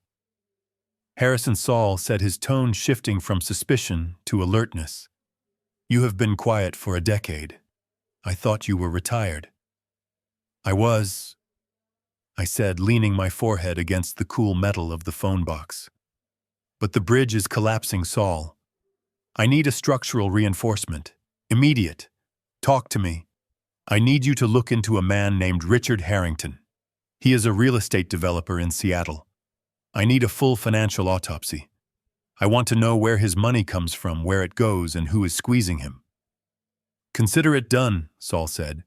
"Is that all?" "No," I said. I took a deep breath. "This is the expensive part. I need you to access my offshore holding account, the one we set up after the Dubai contract. Harrison, that is your retirement. That is everything. Use it," I commanded. "I want you to buy his debt. I don't care who holds it. Banks, private equity sharks. I want you to buy the paper. I want to be the one holding the leash when the sun comes up tomorrow. Give me an hour, Saul said. Stay by the phone. I hung up. I waited. I sat on a plastic chair watching clothes spin in the dryers, round and round, just like my life. I was 70 years old, sitting in a laundromat, preparing to bankrupt a millionaire to save my son. 45 minutes later, the phone rang. I snatched it up. Harrison Saul's voice was tight, urgent. You were right to call. This guy Harrington. He isn't just underwater. He is anchored to the bottom of the ocean. Give me the numbers. He owes $12 million to the banks, Saul recited. But that is the manageable part. The real problem is the $50 million he owes to the Volkov syndicate. The Russian mob, I whispered. Yeah. And Harrison, the debt just matured. The deadline for repayment is midnight tomorrow. That is why he is selling your son's company. He isn't trying to get rich. He is trying to stay alive. If he doesn't have that $20 million down payment from Tech Global by tomorrow night, the Volkovs are going to skin him alive. My grip tightened on the handset. The puzzle pieces slammed into place. The desperation, the gala, the rush to get the signature. Richard was a dead man walking. He was willing to sacrifice Lucas to save his own skin from the butchers he had borrowed from. Can we buy the debt, I asked. Not the mob debt, Saul said. They don't sell paper. They collect blood. But I can buy the bank loans, the $12 million. The bank is nervous. They are looking to offload the risk. I can pick it up for 60 cents on the dollar using your funds. Do it, I said. Buy it all. Become the primary lien holder on his estate, his company, and the very house I am standing in. I am initiating the transfer now, Saul said. By the time you wake up tomorrow, you will own the roof over his head. But Harrison, be careful. A man who owes $50 million to the Russians is a cornered animal. If you block his sale, he won't just sue you. He will kill you. He is already trying, I said grimly. Bring the paperwork, Saul. I need you in Seattle. Tonight. I hung up the phone. I walked out of the laundromat. The sun was setting, casting long, bloody shadows across the parking lot. I wasn't just an old man anymore. I was the bank. I was the judge. And tomorrow night at the gala, I was going to be the executioner. I got back into my car. I checked the time. I had been gone 28 minutes. I had 2 minutes to get back to the cage before the alarm went off. I started the engine. Let them track me. Let them watch me. They had no idea that the man driving the sedan was no longer their prisoner. I was their landlord, and eviction day was coming. The drive back to the estate felt like entering the mouth of a beast that had already swallowed my family whole. I drove slowly up the winding driveway, conscious of the GPS tracker in my pocket and the surveillance cameras turning their mechanical heads to follow my sedan. I had been gone exactly 28 minutes. I had played the role of the confused old man running an errand perfectly, but inside my chest, my heart was beating with the cold, hard rhythm of a soldier preparing for battle. I knew Richard's secret now. I knew about the $50 million debt. I knew about the Russian mobsters who were likely sharpening their knives at this very moment. And knowing that made Richard dangerous. A desperate man is like a cornered rat. He will bite anything that gets too close, even his own kin. I parked the car next to Richard's Bentley. The hood of his car was still warm. He had not left. He was waiting. I grabbed the newspaper I had bought as a prop and walked toward the front door. The house was quiet. Too quiet. The silence in a house this big is heavy. It presses against your eardrums. I expected to see Tiffany in the hallway or the nurse hovering near Lucas's room, but the corridor was empty. Then I heard a sound that made the blood freeze in my veins. It was laughter. A high, innocent, bubbling sound that belonged to only one person in the world. Mia, my 5-year-old granddaughter. She was supposed to be at her preschool until 6. Why was she here? Why was she here early? I dropped the newspaper. I ran toward the living room, forgetting my limp, forgetting the act of the frail old man. I burst through the double doors. The scene before me was a tableau of nightmares dressed up as a domestic afternoon. Richard was sitting on the large leather sofa, his suit jacket off, his sleeves rolled up. Sitting right next to him, coloring in a book on the coffee table, was Mia. She looked so small next to him, so fragile. But it was not the coloring book that stopped my breath. It was what Richard was holding. In his right hand he held a small silver paring knife. In his left hand he held a red apple. He was peeling it, but he wasn't looking at the fruit. He was looking at Mia. The knife moved in long, rhythmic strokes, the skin of the apple curling away in a single unbroken ribbon. The blade glinted under the chandelier light. It was razor sharp, and every time he finished a stroke, the tip of the knife came within inches of Mia's cheek. Grandpa Mia shouted when she saw me. She dropped her crayon and made a move to jump up. "Sit down," Mia Richard said. His voice was soft, velvety, but there was a command underneath it that froze her in place. "We are not done with our snack yet." He looked up at me.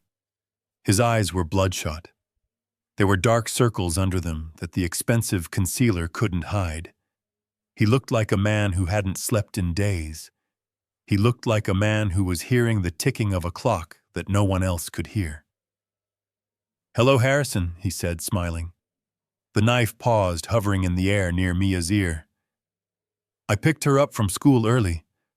I thought it would be nice for the family to be together before the big night tomorrow." My hands clenched into fists at my sides. The urge to rush him, to tackle him, and drive that knife into his own throat was overwhelming. But I saw the tension in his arm. I saw the way his finger rested on the blade. If I moved too fast, if I startled him, his hand could slip. And a slip meant my granddaughter would pay the price. "Let her go, Richard," I said, my voice low and steady. "She needs to go wash up for dinner." Richard chuckled.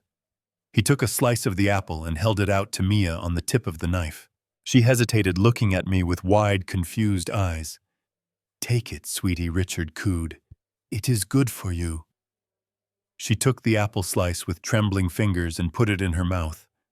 Richard watched her chew, a look of twisted fascination on his face. "She looks so much like her father, doesn't she?" Richard asked, turning his gaze back to me. Same eyes. Same trusting nature. It is a beautiful thing, innocence. But it is so fragile, Harrison. He began peeling the next section of the apple. The sound of the metal slicing through the crisp fruit echoed in the silent room. "You know," he continued, casually examining the blade, "children are so prone to accidents, just like Lucas was. One minute they are fine, running around full of life. And the next minute, tragedy strikes. A fall down the stairs, a car crash, a choking hazard." He stopped peeling. He pointed the knife directly at me. "It would be a shame if another tragedy struck this family, wouldn't it? Especially right before the gala. The stress might be too much for Lucas. He might decide not to sign those papers if he was grieving. Or maybe he would sign them even faster, just to make the pain stop." The threat hung in the air, thick and suffocating. He was telling me that Mia was his insurance policy. If I didn't get Lucas to sign, if I tried any tricks, Mia would be the next victim. He was holding a knife to the throat of my entire lineage. I looked at Richard, really looked at him, and in that moment, the red mist of my rage cleared, replaced by a cold, analytical clarity. I saw the tremor in his hand holding the knife. It wasn't a tremor of excitement. It was a tremor of terror. He was sweating, a thin sheen of perspiration on his upper lip. Saul was right. Richard wasn't doing this because he was powerful. He was doing this because he was weak. He was terrified of the Russians. He was terrified of midnight tomorrow. He was a drowning man trying to climb onto a life raft made of my son's flesh and bone. And a terrified man makes mistakes. I took a deep breath. I uncurled my fists. I forced my face into a mask of defeat. I let my shoulders slump. I needed him to think he had won. I needed him to think his threat had worked. "You are right, Richard," I said, my voice trembling with feigned fear. "Accidents happen. We have had enough sadness in this house." I walked slowly toward them. I didn't look at the knife. I looked at Mia. "Come here, Mia," I said gently. "Grandpa needs a hug." Richard tensed. The knife moved slightly. But he didn't stop her. He wanted to savor his victory. He wanted to see me beg. Mia scrambled off the sofa and ran into my arms. I lifted her up, burying my face in her hair. She smelled of crayons and vanilla shampoo. She was warm. She was alive. And I would burn the world down to keep her that way. "Take her upstairs," Richard said, leaning back and taking a bite of the apple. "And Harrison. Make sure Lucas is ready for the rehearsal tonight. I want his signature to be legible on the big screen tomorrow. No mistakes." I looked at him over Mia's shoulder. "No mistakes," I repeated. I carried Mia out of the room. I walked up the stairs, my legs feeling heavy as lead. I took her to her room where the nanny was waiting. I kissed her forehead and told her to stay inside and play with her dolls. I told her Grandpa was fixing everything. I walked out into the hallway and stood alone in the shadows. Below me, I could hear Richard pouring himself another drink. He was celebrating. He thought he had checkmated the king. But he didn't know I wasn't playing chess anymore. I walked down the hall to my room and closed the door. I went to the window and looked out at the darkening sky. The sun was setting on the last day of Richard's empire. He thought tomorrow was going to be his salvation. He thought the gala was going to be the moment he cleared his debt and walked away a free man. He was wrong. I pulled my phone out of my pocket. I looked at the message from Saul confirming the purchase of the banknotes. I touched the vial of saline solution in my other pocket. I thought about the recording of the brake tampering sitting on the encrypted server. Richard had brought a knife to a gunfight. He had threatened my granddaughter. He had tortured my son. He had turned my family into currency to pay for his sins. I wasn't going to just stop him. I wasn't going to just call the police. That was too easy. That was too clean. I stared at my reflection in the window glass. The old man was gone. The eyes staring back at me were hard, cold, and merciless. Tomorrow night there would be no signature. There would be no sale. Tomorrow night, in front of the cameras, in front of the investors, in front of the entire city of Seattle, I was going to strip Richard Harrington naked. I was going to reveal every scar, every lie, every stolen dollar. He wanted a show, I would give him a show. I turned away from the window. The fear was gone. The hesitation was gone. There was only the mission. I sat down at the desk and pulled out a piece of hotel stationery. I began to write. It wasn't a suicide note. It wasn't a confession. It was the script for tomorrow night. "Tonight we rest," I whispered to the empty room. "But tomorrow we hunt." The suit hanging on the back of the door was charcoal gray, the same color as the storm clouds gathering over Seattle. I put it on slowly, fastening each button with the precision of a man assembling a bomb. Tonight was not a celebration. It was a tactical operation. I checked my reflection in the mirror. The man staring back was not Harrison the retiree. He was Harrison the chief engineer.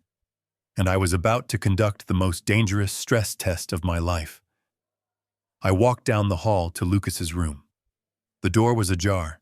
The nurses had finished bathing him and dressing him in a tuxedo. They had propped him up in his wheelchair, combing his hair to hide the surgical scar. He looked handsome, tragic, and entirely helpless. It was the perfect image for Richard to sell to the investors. The brilliant fallen king passing the crown to his benevolent father-in-law. I waited for the nurses to leave. As soon as the coast was clear, I stepped inside and closed the door. I moved quickly to Lucas's side. "Can you hear me?" I whispered. Lucas blinked once. Yes. His eyes were clear-focused and burning with a quiet intensity. The saline from the morning had done its work. His mind was back online even if his body was still weak from months of atrophy. I reached into my pocket and pulled out the device.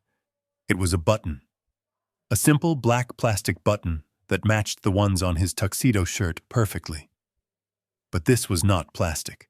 It was a high-definition lens with a microphone and a transmitter I had salvaged from a high-end drone I bought earlier at the electronics store.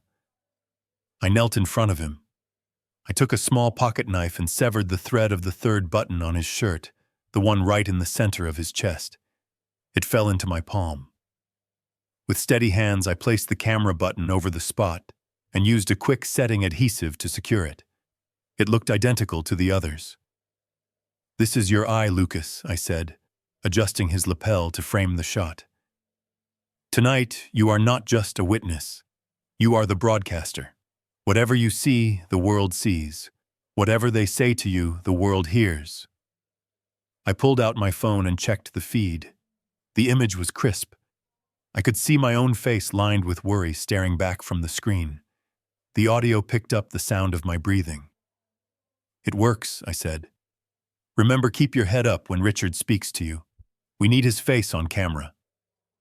Lucas blinked twice. "Understood." Suddenly, the door handle turned.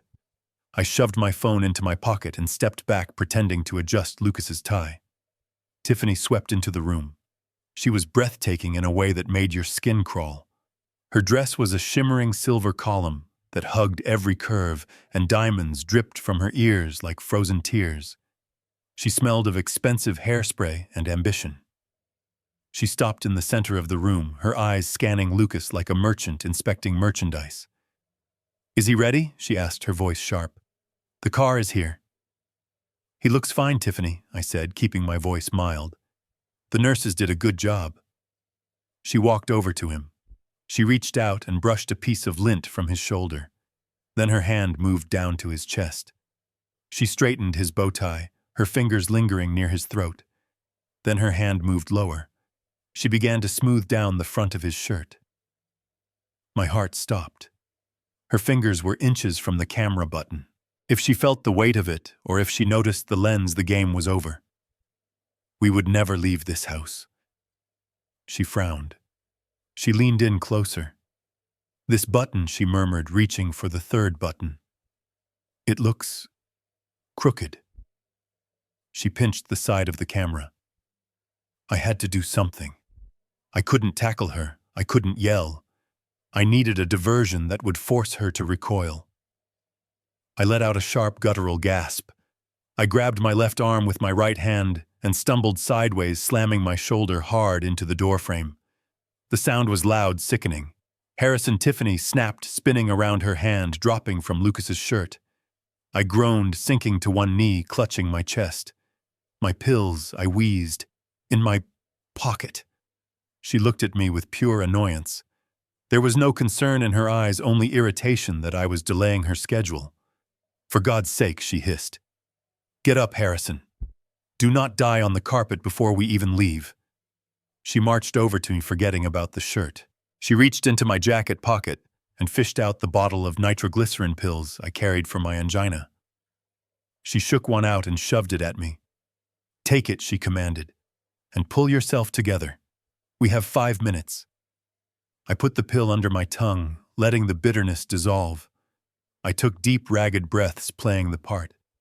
I allowed her to help me stand, leaning heavily on her arm. I felt her muscles tense with revulsion at touching me. "I am sorry," I whispered. "The stress." "Just get in the car," she cut me off. She turned back to Lucas. She didn't check the button again. The moment had passed. I had bought us our secret eye, but the cost was my own dignity.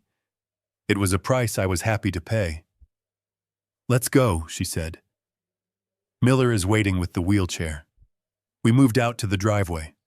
A massive black stretch limousine was idling there, looking like a hearse for the living. The back door was open. But as we approached, I saw someone standing by the open door. It wasn't a driver. It was a man in a gray suit holding a medical bag. He was tall, thin, with wire-rimmed glasses, and eyes that looked like they had seen everything and felt nothing. Dr. Evans, Tiffany said, nodding to him. "Thank you for coming on such short notice." My stomach dropped. This was not part of the plan. "Mr. Harrington insisted," Dr. Evans said. His voice was smooth and oily. "He wants to ensure Lucas is perfectly comfortable for the presentation. I will be monitoring his vitals during the ride." He wasn't a doctor. He was a handler. Richard didn't trust Tiffany to keep Lucas sedated properly. He had brought in a professional. I watched as they loaded Lucas into the car. Dr. Evans climbed in and sat directly opposite him. He placed his bag on his lap and unzipped it. "I have the booster dose ready," Tiffany said, pulling the syringe from her clutch.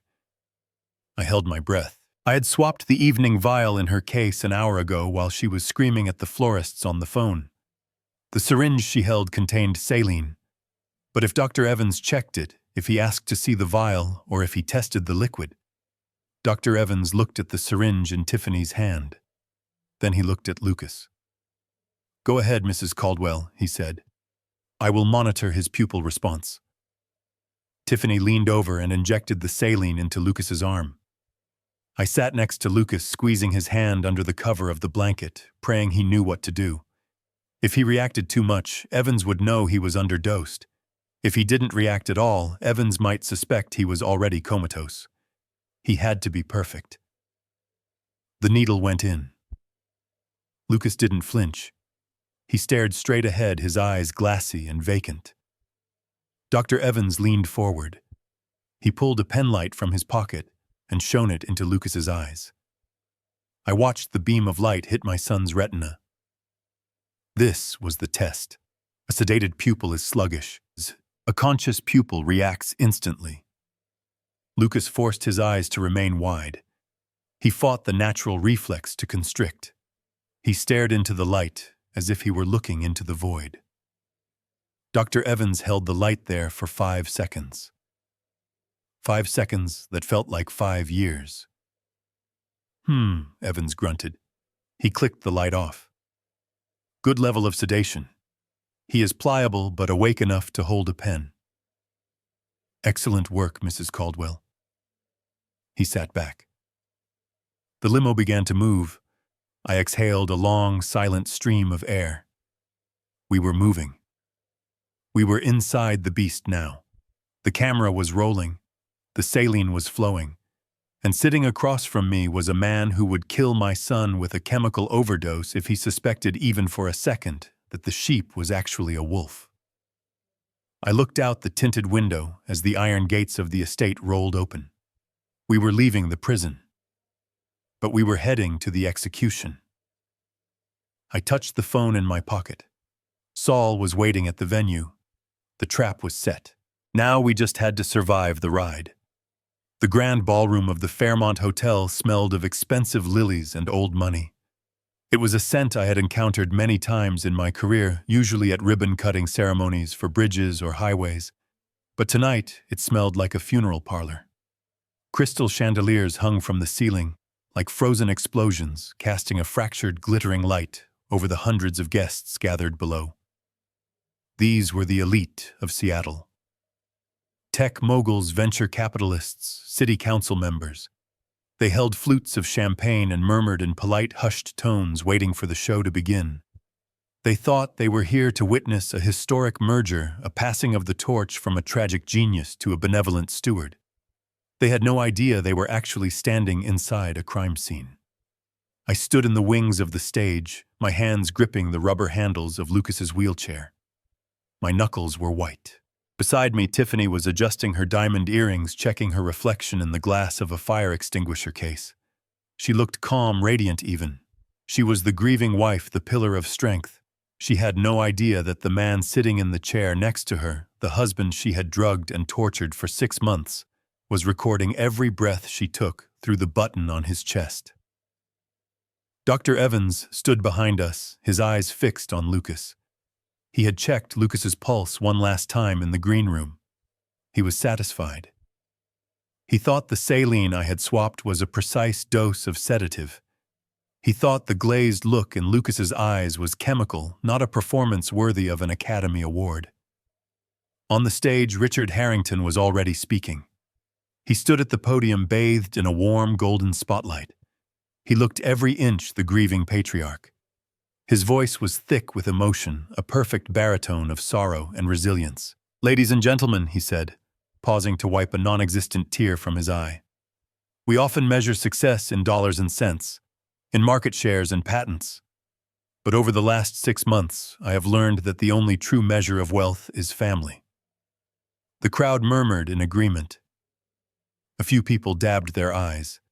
I felt a surge of bile rise in my throat. This man who had held a knife to my 5-year-old granddaughter's face only hours ago was now lecturing the city on the sanctity of family.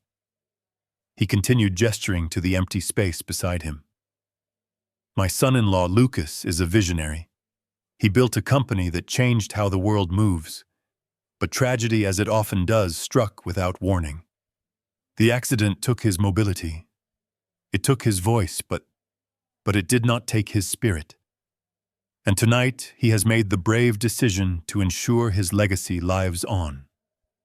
He has asked me, his humble father-in-law, to take the helm of his life's work." He looked toward the wings. He looked at me. His eyes were hard, warning me to play my part. "Please welcome my son, Lucas Caldwell."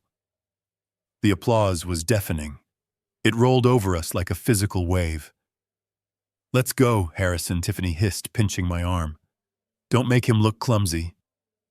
I pushed the wheelchair forward. The wheels glided silently onto the polished wood of the stage. The lights were blinding. I squinted against the glare, pushing my son toward the center of the platform, where a sleek glass table awaited. On the table lay the contract, the death warrant for Lucas's freedom. As we moved across the stage, I scanned the front row. I needed to know we were not alone. And then I saw him. Sitting in the third row, dressed in a tuxedo that fit him a little too tightly across the shoulders, was Saul. He didn't look at me. He was looking at his phone. He gave a barely perceptible nod. The financial trap was set. The banknotes had been purchased. We owned Richard's debt. Now we just needed to expose his soul. I parked the wheelchair next to the table. I locked the brakes. I stepped back, standing just behind Lucas's right shoulder, playing the role of the supportive father. Tiffany stood on his left, placing a manicured hand on his shoulder, squeezing it possessively. Richard walked over from the podium. He carried a microphone in one hand and a heavy gold Mont Blanc pen in the other. He smiled down at Lucas. It was a smile that didn't reach his eyes. It was the smile of a butcher looking at a prize calf. "Lucas," he said, his voice amplified by the speakers, so everyone could hear the tenderness. "I know this is hard for you, but we are all so proud of you." He placed the contract in front of Lucas. He pointed to the signature line. "Just one signature, son, and then you can rest. We will take care of everything." The room went silent. Hundreds of people held their breath, witnessing this poignant moment. Richard uncapped the pen. He held it out. Lucas sat motionless for a moment. His head was bowed. His hands rested limply in his lap. "Take the pen, Lucas." Tiffany whispered, her voice low enough that the microphone didn't pick it up, but I heard it. Her fingers dug into his shoulder, a sharp, painful reminder of her control. Slowly, agonizingly, Lucas lifted his right hand. It trembled. It shook violently, mimicking the tremors of a man whose nervous system was shot. The crowd watched with pity. I saw a woman in the front row cover her mouth. Richard's eyes gleamed. He saw the shake and thought it was the drugs wearing off, just enough to allow motor function, but not enough for resistance. He thought he had timed it perfectly. "Here, let me help you," Richard said, pressing the pen into Lucas's shaking fingers. Lucas gripped the pen. His hand was a fist around the gold barrel. He moved it toward the paper. The tip of the pen hovered over the line. Richard leaned in close, his face inches from Lucas's. The camera button on Lucas's chest was capturing every pore, every drop of sweat on Richard's forehead. "Sign it," Richard breathed. "Do it for Mia." That was the trigger. He had mentioned my granddaughter again. Lucas stopped shaking. The change was instant. 1 second his hand was vibrating like a leaf in a storm. The next second it was as steady as a rock. Richard frowned. He sensed the shift. He looked at Lucas's hand, then up at his face. Lucas slowly raised his head. The vacancy was gone from his eyes. The glassy, drugged look had vanished, replaced by a gaze of pure, molten fury. He looked straight into Richard's eyes. Richard pulled back, slightly confused. He opened his mouth to speak, to ask what was happening. But before he could utter a sound, Lucas tightened his grip on the expensive gold pen. He didn't lower it to the paper. He didn't sign. Instead, with a sudden, violent movement, he snapped the pen in half. The sound was sharp and loud, like a pistol shot in the silent ballroom. Crack! Ink exploded over Lucas's hands and onto the white tablecloth. The crowd gasped. Richard froze, staring at the broken pen. He looked at Lucas, and for the first time he saw the truth. There was no brain damage. There was no paralysis. The trap had been sprung, but not on us. Lucas tossed the broken pieces of the pen onto the contract. He leaned forward toward the microphone that Richard was still holding. I think Lucas said, his voice raspy but booming through the speakers filling the entire hall. "I think I will keep my company, Richard. And I think you should tell these people about the brake line you ordered Diaz to cut." Pandemonium exploded, but I didn't watch the crowd. I reached into my jacket and pulled out the taser I had smuggled in. The stage of hypocrites was about to become a battlefield. The snap of the gold pen was the sound of a dam breaking. For a heartbeat, the entire ballroom was suspended in a vacuum of silence. The investors, the politicians, and the socialites stared at the ink bleeding onto the white tablecloth like a Rorschach test for their own greed. Richard stood frozen. His mouth was slightly open, a caricature of shock. He looked at the broken pieces of the pen, then at Lucas, and for the first time I saw the mask of the benevolent patriarch slip completely. Beneath it was the terrified face of a man who knew the wolves were at the door. Then came the movement that would be talked about in Seattle for decades. Lucas placed his ink-stained hands on the armrests of his wheelchair. The crowd gasped collectively, a sound like a sudden intake of air in a pressurized room. Tiffany let out a small, strangled shriek. She reached out to push him back down, her instinct to suppress him kicking in, but Lucas swatted her hand away with a force that sent her stumbling back in her high heels. He pushed. The muscles in his arms, hidden under the tuxedo jacket, bunched with effort. His legs, which everyone believed were useless dead weight, engaged. He rose. He stood up slowly, painfully, but with a grandeur that made him look 10 feet tall. He towered over Richard. The wheelchair rolled backward, empty and rejected. Lucas reached out and ripped the microphone from the stand. The feedback squeal pierced the air, making people cover their ears, but nobody looked away. "Father-in-law," Lucas said. His voice was not the weak whisper of an invalid. It was deep, resonant, and dripping with contempt. "You forgot to mention a few lines in your speech. You forgot to tell these nice people about the $50 million debt you owe to the Volkov Syndicate." A murmur of confusion and horror rippled through the room. Richard turned pale, his eyes darting to the side of the stage where his security team was waiting. And Lucas continued stepping closer to Richard until they were nose to nose. "You forgot to mention the haloperidol. You forgot to mention that for 6 months, you and my loving wife have been injecting me with antipsychotics to simulate brain damage because I refused to let you sell my life work to pay for your gambling mistakes." "Lies," Richard screamed, his voice cracking. He looked at the crowd, desperate. "He is delusional. The accident affected his mind. He doesn't know what he is saying. Get him off the stage." He waved his hand frantically toward the wings. Miller, the head of security, the man built like a tank, stepped out from the shadows. He moved with the speed of a linebacker, his eyes locked on Lucas. He wasn't coming to help. He was coming to silence. I saw the intent in Miller's eyes.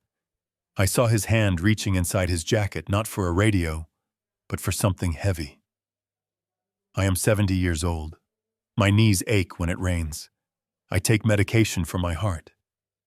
But in that moment, I was not an old man. I was a father protecting his cub. I stepped out from behind the wheelchair. I moved into Miller's path. He looked at me with a sneer, dismissing me as a nuisance, a speed bump. He raised his arm to shove me aside. I reached into my tuxedo pocket. My hand closed around the grip of the Taser X26 I had bought on the black market 3 days ago. I didn't hesitate. I didn't issue a warning. I thrust the device into Miller's stomach right between the buttons of his vest and pulled the trigger. The sound of 50,000 volts discharging is distinctive. It is a sharp, aggressive crackle that sounds like frying bacon. Miller's eyes went wide. His body went rigid, seizing up as the electricity hijacked his nervous system. He didn't scream. He just made a guttural, choking sound and collapsed to the floor like a felled tree. The thud shook the stage. I stood over him, the taser still crackling in my hand. I looked up at the crowd. They were screaming now. Panic was setting in. Harrison Richard roared, "You are insane! Security! Arrest them!" But nobody moved. Because suddenly the massive LED screen behind us, the one that had been displaying the company logo and Richard's smiling face, flickered. Saul. My friend had done his job.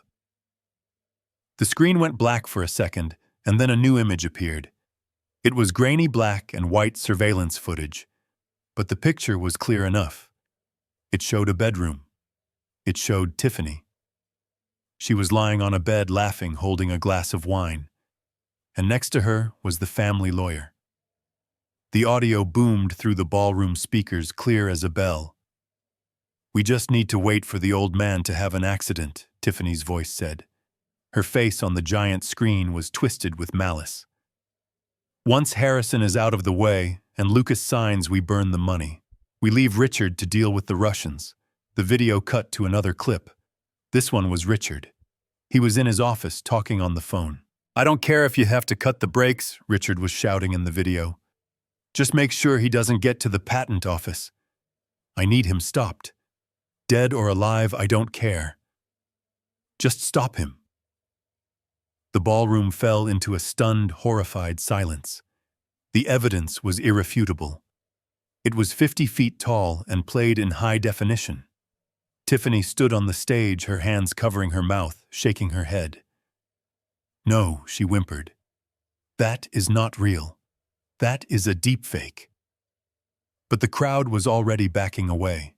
The investors were putting their phones away. The illusion was shattered. Then came the sirens. They wailed in the distance, getting louder by the second.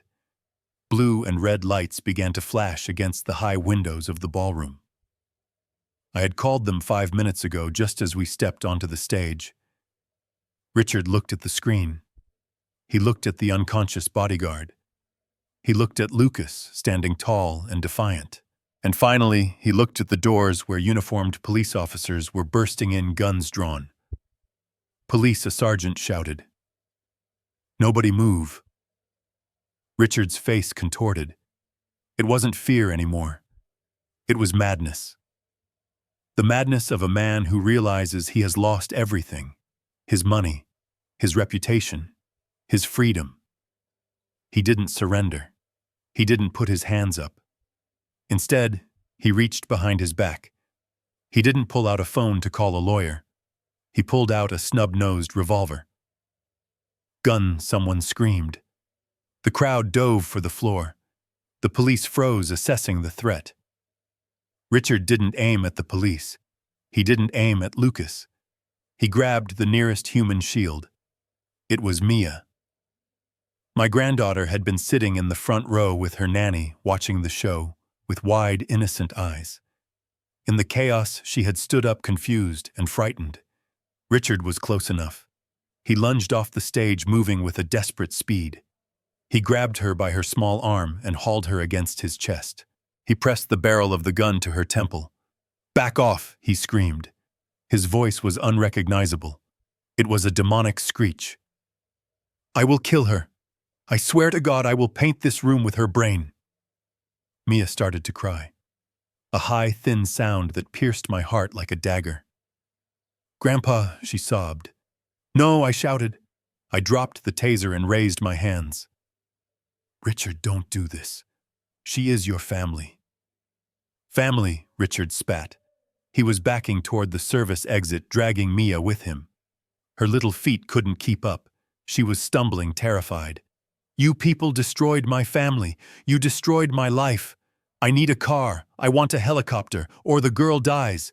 The police held their fire. They couldn't shoot. He was using her body as a shield.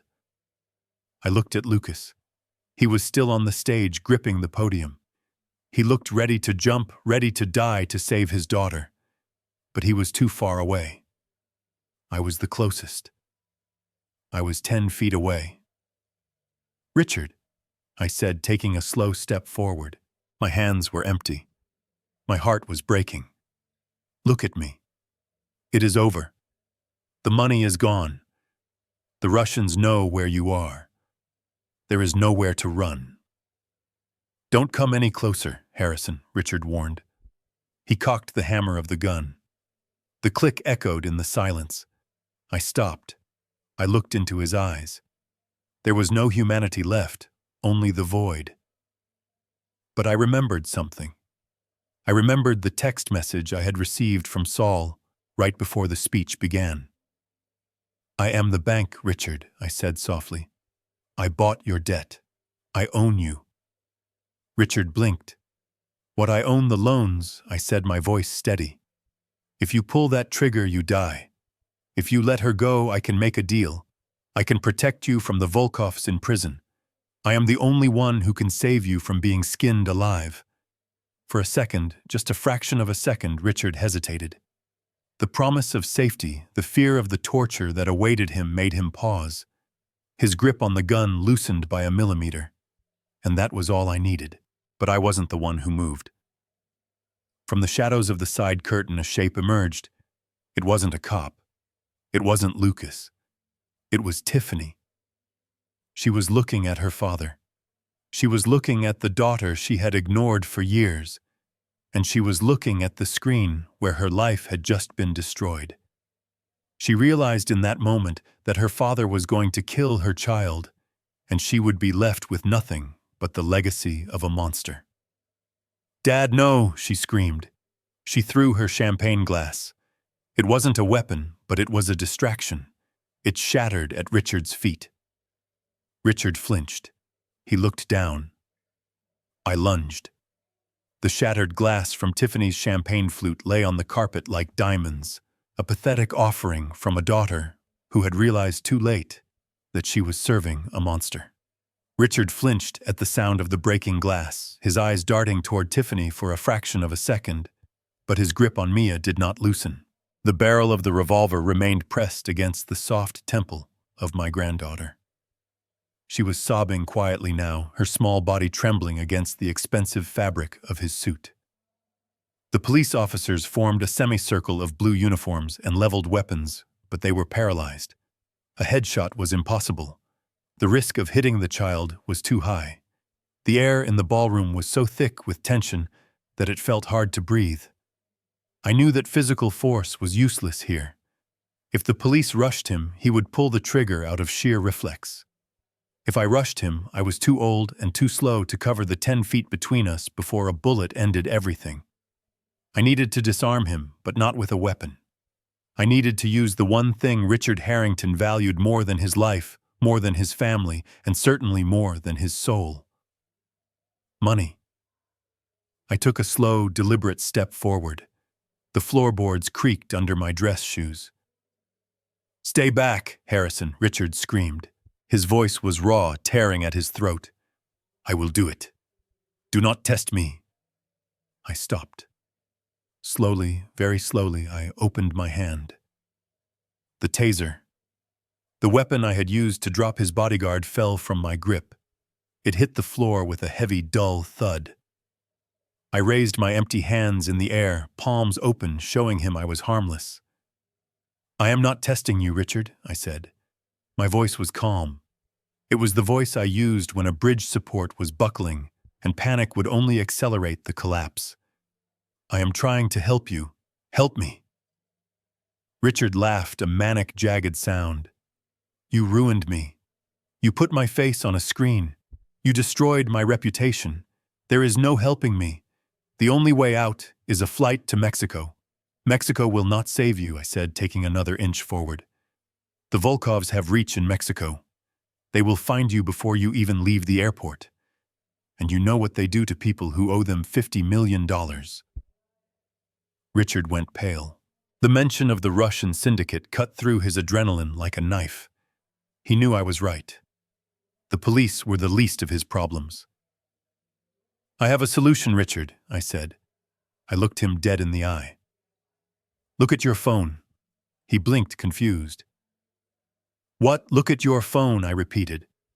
"My associate Saul just sent you a notification. It is important." "You think I am stupid?" Richard sneered, tightening his grip on Mia. She whimpered. "You want me to look down so the sniper can take the shot?" "There are no snipers, Richard," I said. "Just look. 1 second. It will change your life." Curiosity is a powerful instinct. Even in the midst of a breakdown, the human brain seeks information. Richard shifted his weight. He kept the gun pressed to Mia's head, but he used his thumb to slide his phone out of his pocket. He held it up, glancing at the screen, while keeping one eye on the police. I watched his face. I saw the moment the notification hit his retinas. Bank of America loan transfer notice. Primary creditor update. His eyes widened. He tapped the screen with a shaking thumb. He read the message.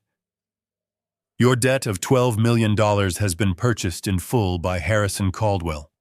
Your secondary liability of $50 million has been secured by the Caldwell estate." He looked up at me. His mouth hung open. His hand holding the gun wavered slightly. You bought my debt," he whispered. "I am the bank now, Richard," I said. I lowered my hands slowly. "I own every cent you owe. I own your house. I own your car. And most importantly, I own the paper that the Russians are coming to collect." I took a step closer. The police tensed, but I kept my eyes locked on Richard. "Here's the deal," I said, my voice hardening into steel. "If you pull that trigger, you die here. The police will shoot you. And even if you survive, you die broke. Your legacy is ash. But if you let her go—" I paused, letting the offer hang in the air. "If you let her go, I will assume the interest on the Russian debt. I will negotiate a payment plan. You will go to prison, yes, but you will go to prison alive. And you will go to prison without the Volkovs hunting you down in the shower block. I am the only shield you have left." Richard looked at the phone.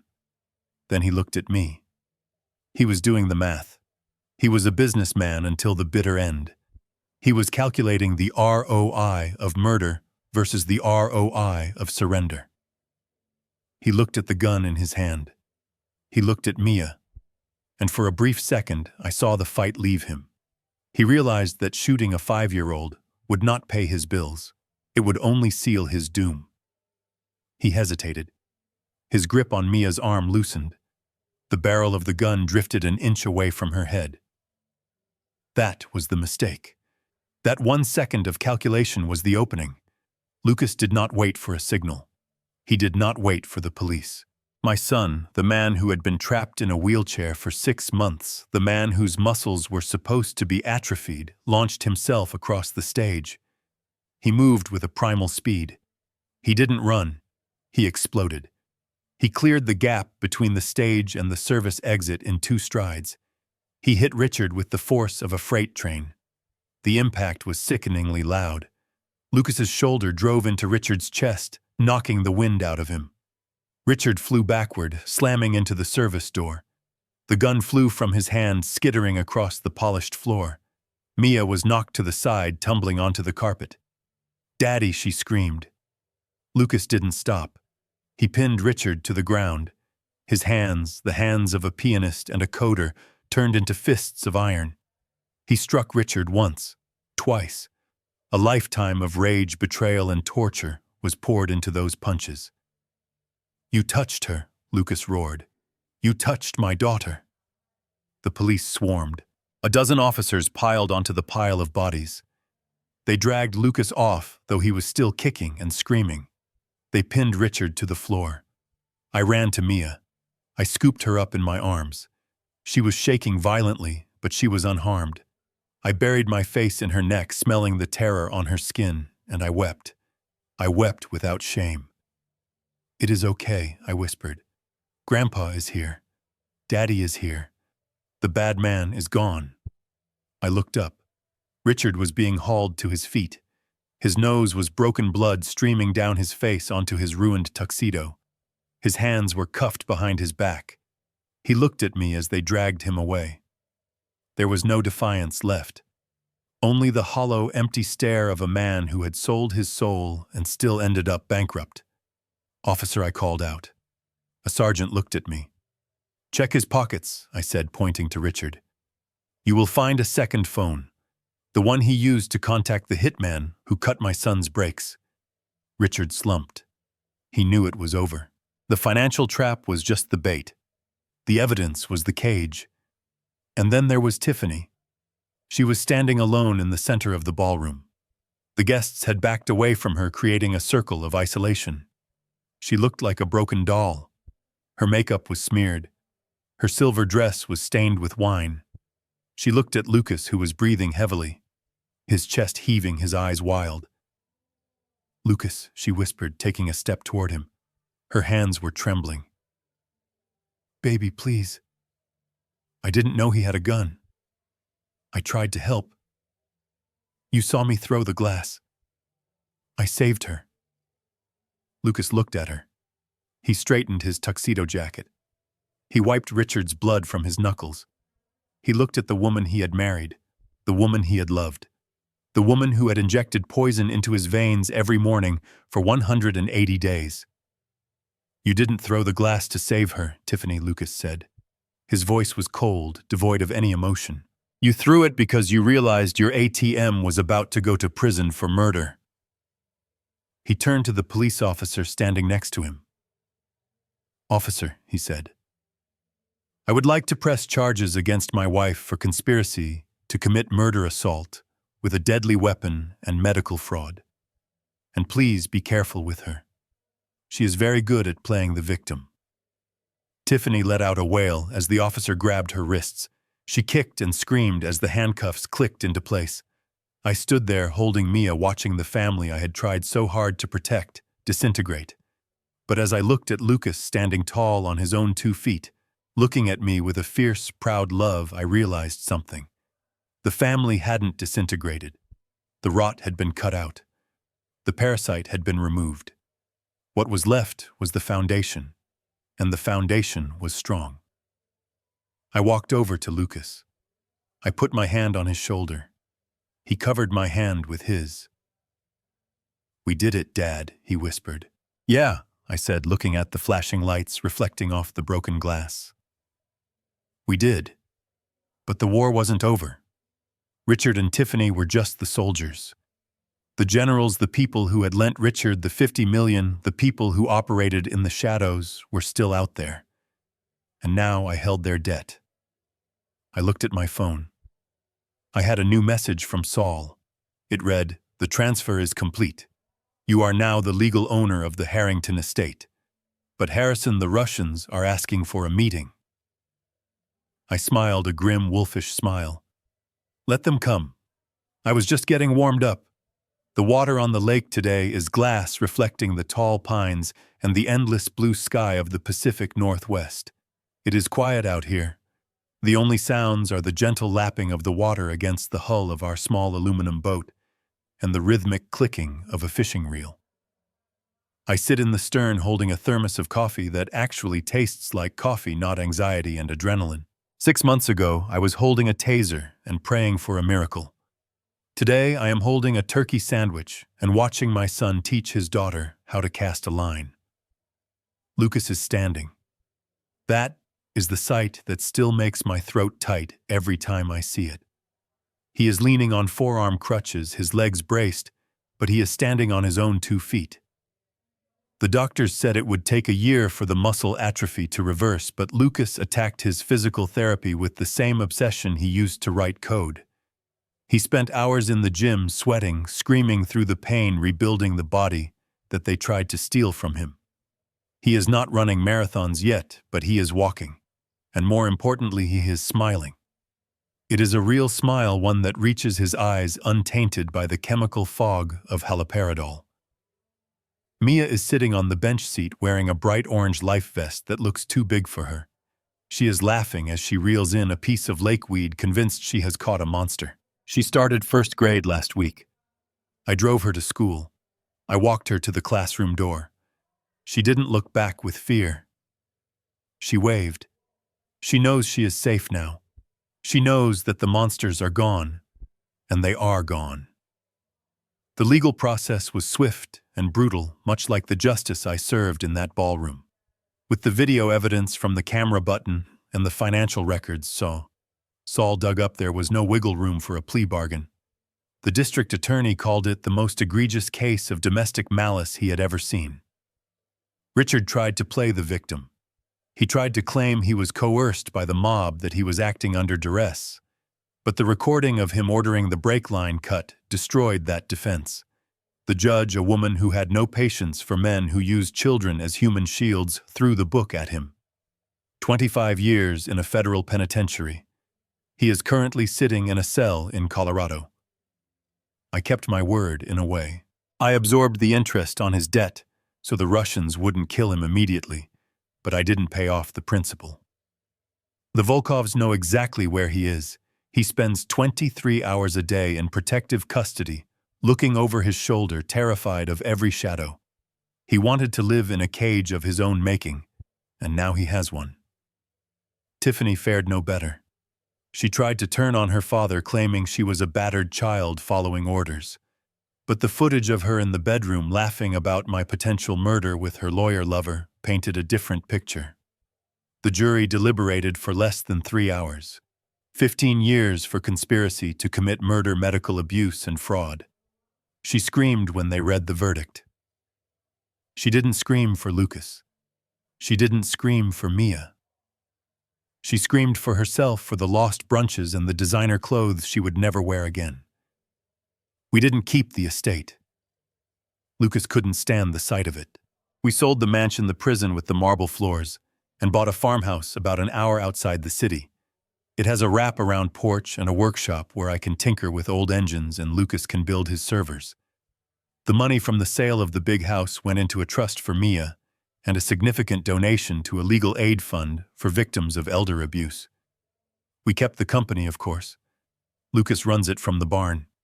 He fired the entire board of directors and hired a team of young, hungry engineers who care more about innovation than stock prices. I watched Lucas help Mia unhook the weeds from her line. He is patient. His hands are steady. The tremors are gone.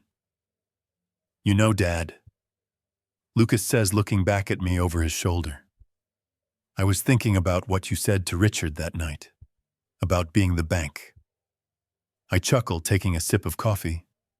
It was a bluff, mostly. I mean, I bought the debt, but I was terrified the check would bounce. Lucas laughs. "It worked. You saved us, Dad.